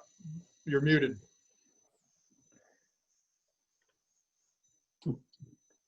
All right, I'm unmuted now. So I put this in the chat box, and I kind of agree with Tia relative to folks. So if we're going to have separate rooms for people who choose to wear masks or not, can we have a voluntary temperature check too? And folks that do that are allowed to be put into rooms with people that have masks and also have normal temperatures. I'm not saying we're going to turn anyone away. I'm just saying that if I have a normal temperature and I'm willing to have it checked and I'm willing to wear a mask, I'd prefer to be in a room that has those same people in it. Cordell, you want to address that, or Joe? I don't have a problem in theory with doing voluntary temperature checks. I'm just not sure logistically how easy it's going to be to keep track of who did and who did not submit to a voluntary temperature check, and put them and make sure that they all go into the same room. We're going to do that with people wearing masks. Yeah. Once I'm in a room, I'm in a room. Right. Let me think about that. We do plan, if those people who are not willing to wear masks, we do plan to put them in their own room. So we'll have the masked and the unmasked in separate rooms. Right, I can take my mask off, but I can't change my temperature. This is turning out to be a nightmare. Yeah. All right.